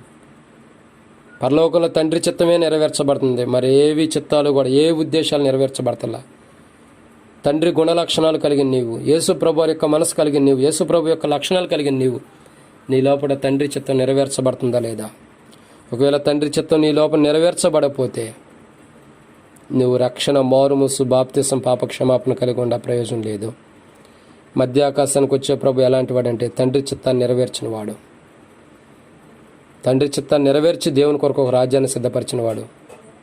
నీవు కూడా ఒకవేళ మధ్య ఆకాశానికి వెళ్ళబోయే నీవు, ప్రభుని కలుసుకోబోయే నీవు కూడా తండ్రి చిత్తాన్ని నెరవేర్చకపోతే, తండ్రి యొక్క ఉద్దేశాన్ని నెరవేర్చకపోతే, తండ్రి యొక్క రాజ్యంలో ఉండాలి అనుకుని తండ్రి చిత్తాన్ని నెరవేర్చకపోతే రాజ్యం నుంచి త్రోసివేయబడతావు. వెలుపడికి నెట్టబడి కాల్చివేయబడేవాడుగా ఉంటావు. ద్రాక్ష వల్ల ఫలించిన తీగను నరికి బయటికి పారవేసి దాన్ని బోగు చేసి కాల్చివేసేది ఉంటుంది. నీవు కూడా తండ్రి యొక్క ఉద్దేశంలో, తండ్రి యొక్క రాజ్యంలో లేకపోతే నిన్ను కూడా బయటికి నెట్టివేసి నిన్ను కూడా కాల్చివేయబడుతున్నాడు. ఒక దినాన్ని నువ్వు కూడా నరకానికి వెళ్ళబోతున్నావు. ద్రాక్షవల్లిలో ఉంటూ వచ్చింది తీగ, ద్రాక్షవల్లిలో ఉంటూ వచ్చింది, కానీ ఫలించే జీవితం లేదు కాబట్టి నరికి పక్కన వేయబడుతూ వచ్చింది. చివరికి పక్కన వేయబడిన అన్నీ కూడా బోగు చేసి ఒకసారిగా కాల్చివేయబడుతూ వచ్చినాయి. నువ్వు యేసు ప్రభువులో ఉంటున్నావు, ఫలించలేని జీవితం, దేవుని కొరకు రాజ్యంగా లేవు. తండ్రి చిత్తం నీలో నెరవేర్చబడతలేదు కాబట్టి నిన్ను నరికి వేసి అగ్నిగుండంలో వేయబడుతున్నావు. నిన్ను నరికి అగ్నిగుండంలో వేయబడతావు. అగ్నిగుండంలో కాల్చివేయబడుతున్నావు. అగ్నిగుండానికి వెళ్ళబోతున్నావు. 2వ మరణం అది, అగ్నిగుండం. అగ్ని ఆరదు, పురుగు చావుదని బైబిల్ హెచ్చరిస్తుంది. నిత్య నరకాగ్నిలో నువ్వు ఉండబోతున్నావు. ఇప్పటికైనా బుద్ధి తెచ్చుకో. ప్రార్థన సెలవిస్తుంది కదా, ఆ మొదటి క్రియలను నువ్వు విడిచి ఇప్పటికైనా మారు మనసు పొందు. ఆ మొదటి క్రియలను విడిచితే కనుక ఇప్పటికైనా మారు మనసు పొందమంటుందా? ఇప్పటికైనా మారు మనసు పొందు. దేవుని చిత్తం నీలో నెరవేర్చబడటానికి ఇష్టపడు. దేవుడు తన చిత్తం ఏదైతే ఉందో, దేవుడు తన ఉద్దేశం, దేవుడు తన సంకల్పం, దేవుడు తన ఆలోచనలు ఏదైతే నీలో నెరవేర్చుకోవాలని ఇష్టపడుతున్నాడో అవి దేవుడు సంపూర్తిగా నెరవేర్చుకోవడానికి దేవుడికి అప్పగించు. ఎందుకు ఇప్పుడు వరకు లోకానికి అప్పగిస్తావు? ఎందుకు సమయాన్ని వ్యర్థంగా పోగొట్టుకుంటున్నావు? లోకానికి ఎందుకు నీ సమయాన్ని ఇస్తున్నావు? నష్టపోతావు. నష్టాన్ని తెచ్చుకున్న తర్వాత ఉపయోగం లేదు, శాపాన్ని తెచ్చుకున్న తర్వాత ఉపయోగం లేదు. శాపం రాకమునిపే, నష్టం రాకమునిపే తండ్రి చిత్తం మనలో నెరవేర్చబడటానికి తండ్రికి మన దేహాలను అప్పగిద్దాం. మన ప్రాణాత్మ దేహములు ప్రభువుకు అప్పగిద్దాం. ప్రార్థన చేసుకుందాం. పరిశుద్ధమైన తండ్రి, ప్రేమగల దేవా, యేసుక్రీస్తు వారి సకల ఆశీర్వచన స్తోత్రం నుంచి ఘనమైన నామని బట్టి స్తోత్రాలు. ఈ రాత్రిలో ఎత్తబడిన వాక్యాన్ని నీరుకట్టి ఫలింపచేయండి. మధ్య ఆకాశానికి మీరు రాబోతున్నారు. మధ్య ఆకాశానికి వచ్చే ప్రభు ఎలా ఉంటున్నాడన్నది 7 విషయాలు ఉన్నాయి. మధ్య ఆకాశానికి వచ్చే ప్రభు వధించబడిన వాడు, యోగ్యమైన వాడు, నమ్మకమైన వాడు, మహిమ ఘనత ప్రభువుల ఆరాధన పొందిన అర్హుడు, పెండ్లి కుమారుడిగా సిద్ధపడి వస్తున్నాడు, గుర్తింపు కలిగిన వాడు, మా కొరకే ఒక రాజ్యాన్ని సిద్ధపరిచినవాడు.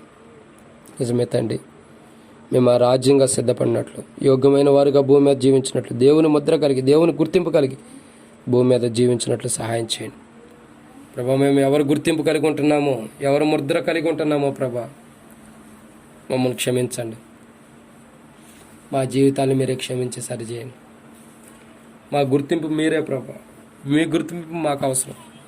పరలోకంలో తండ్రి చిత్తం ఎలా నెరవేర్చబడుతుందో భూమి మీద కూడా మాలో మీ చిత్తం నెరవేర్చబడాలి. ఇప్పటి వరకు ప్రభా మాలో మీ చిత్తాన్ని నెరవేర్చబడకోకుండా మేము అడ్డగించిన వారు ఉంటున్నాం, క్షమించండి. మా చిత్తాన్ని మేము నెరవేర్చుకుంటూ, మా ఉద్దేశాన్ని మేము నెరవేర్చుకుంటూ, మా ఆలోచన మేము నెరవేర్చుకుంటూ, నీ ఉద్దేశం, నీ చిత్తం, నీ ఆలోచన నెరవేర్చని వారుగుంటూ వస్తున్నాం, క్షమించి నీ చిత్తాన్ని నెరవేర్చేవారుగా మమ్మల్ని సిద్ధపరచమని.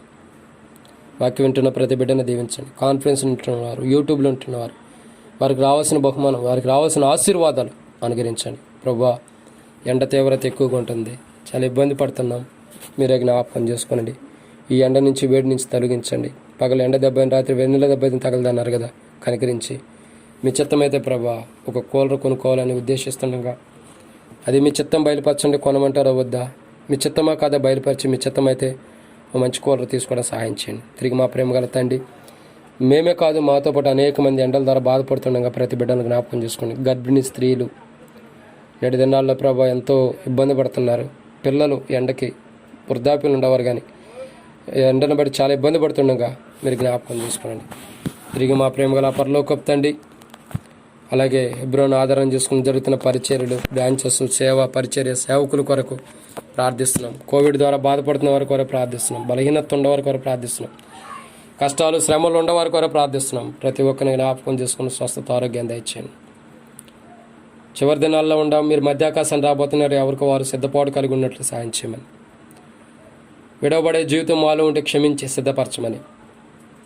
ఇంకా కాన్ఫరెన్స్లో ఉంటున్న వారు ప్రతి ఒక్కరిని దీవించండి, వింటున్న వారిని దీవించండి. వారికి రావాల్సిన బహుమానాలు తెచ్చండి. వారి వారి అవసరతలు క్రీస్తు యేసు మహిమలో తీర్చి మీరు మహిమ పొందమని సమస్తం మీకు అప్పగిస్తూ తిరిగి తండ్రి ప్రభా, మరి ప్రకాశ్ రామాయణ మీ సన్నిధి తీసుకున్నారు, విడిచి కుటుంబానికి ఆదరణ తెచ్చేయండి. మరి కటాక్షం నిదాసరాలు సేవకులను జ్ఞాపకం చేసుకోనండి. ఎండ తీవ్రత ఎక్కువగా ఉంటుంది ప్రభా, గర్భిణీ స్త్రీ జ్ఞాపకం చేసుకోనండి. లోపల ఉండే బిడ్డ కానీ తల్లిని కూడా క్షేమంగా ఉంచండి, సుఖమైన కాన్పుని తెచ్చేయండి. పాప కూడా జ్ఞాపకం చేసుకోండి, ఎండ తీవ్రత జ్ఞాపకం చేసుకోండి. ఫిలోమోను తన యొక్క భార్య జ్ఞాపకం చేసుకోండి, తండ్రి ప్రెగ్నెంట్ జ్ఞాపకం చేసుకొని సుఖమైన కాన్పును అనుగ్రహించండి. ఎండ తీవ్రత నుంచి కాపాడండి. రేత్రిపూట కానీ పగలు కానీ ఈ హీట్ వల్ల ఎలాంటి ప్రాబ్లం రాకుండా కాపాడండి. ఎండ నుంచి మమ్మల్ని తప్పించండి, వాడి నుంచి తప్పించండి. తిమోతి అన్న కుటుంబం, జోసఫ్ అన్న, మరియమ్మక్క వాళ్ళ కుటుంబాల కొరకు ప్రార్థిస్తూ అకుల్లో సంతోషం, ఆరోగ్యం కొరకు ప్రార్థిస్తున్నాం. నిదాసరాల కుటుంబాన్ని కూడా దీవించండి. ఇంకా హైదరాబాద్లో నూతన మందిర నిర్మాణం విషయంలో సహాయం చేయండి. అలాగే తండ్రి కుటుంబ సమస్యల్లో ఉన్నవారు, దేవునికి తమ హృదయాలు ఇవ్వకుండా దూరంగా వెళ్తున్న వారు, దేవుని చిత్తం తన లోపల నెరవేర్చబడుకోకుండా దెయ్యం చిత్తం, శత్రువు యొక్క చిత్తం, శత్రువు యొక్క ఉద్దేశాన్ని తన లోపల నెరవేర్చుకుంటున్న బిడ్డల్లో లోతైన కార్యం మీరే జరిగించి, గొప్ప కార్యం జరిగించి వారి లోపల కూడా మీ చిత్తం నెరవేర్చబడినట్లు సహాయం చేయమని, మిగతా సమయంతో దీవించమని సమస్తం మీకు అప్పగించుకుంటూ విత్తబడిన వాక్యాన్ని నీరు కట్టి ఫలింపు చేయండి. మధ్యాకాశానికి వచ్చే ప్రభు ఎలా ఉన్నాడు, మేము కూడా అలా సిద్ధపడినట్లు సహాయం చేయమని యేసు ప్రభు పరిశుద్ధమైన నామములో ప్రార్థిస్తున్నాం తండ్రి, ఆమేన్. మన తండ్రి అయిన దేవుని ప్రేమ, కుమారుడైన యేసు ప్రభు కృప, పరిశుద్ధాత్మిక కన్యన సహవాసం మధ్యాకాశానికి ప్రభు వస్తున్నట్లు ఎలా వస్తున్నాడో అలా మనం భూమి మీద ఉండ, మనం దేవుని రాజ్యంగా ఉండ, మనం అలా దేవుని కొరకు సిద్ధపాటు కలిగి ఈ 7 విషయాలు మనం కూడా సిద్ధపాటు కలిగి మధ్యాకాశానికి వెళ్ళినట్లు ప్రభు ఇప్పుడు ఎల్లప్పుడూ తండ్రి చిత్తం మన లోపల నెరవేర్చబడినట్లు ఇప్పుడు ఎల్లప్పుడూ సదాకాలం దేవుని కృపా మహదేశ్వరం మనకు తోడే నడిపించును గాక, ఆమేన్. అందరికీ ప్రైజ్ ది లార్డ్.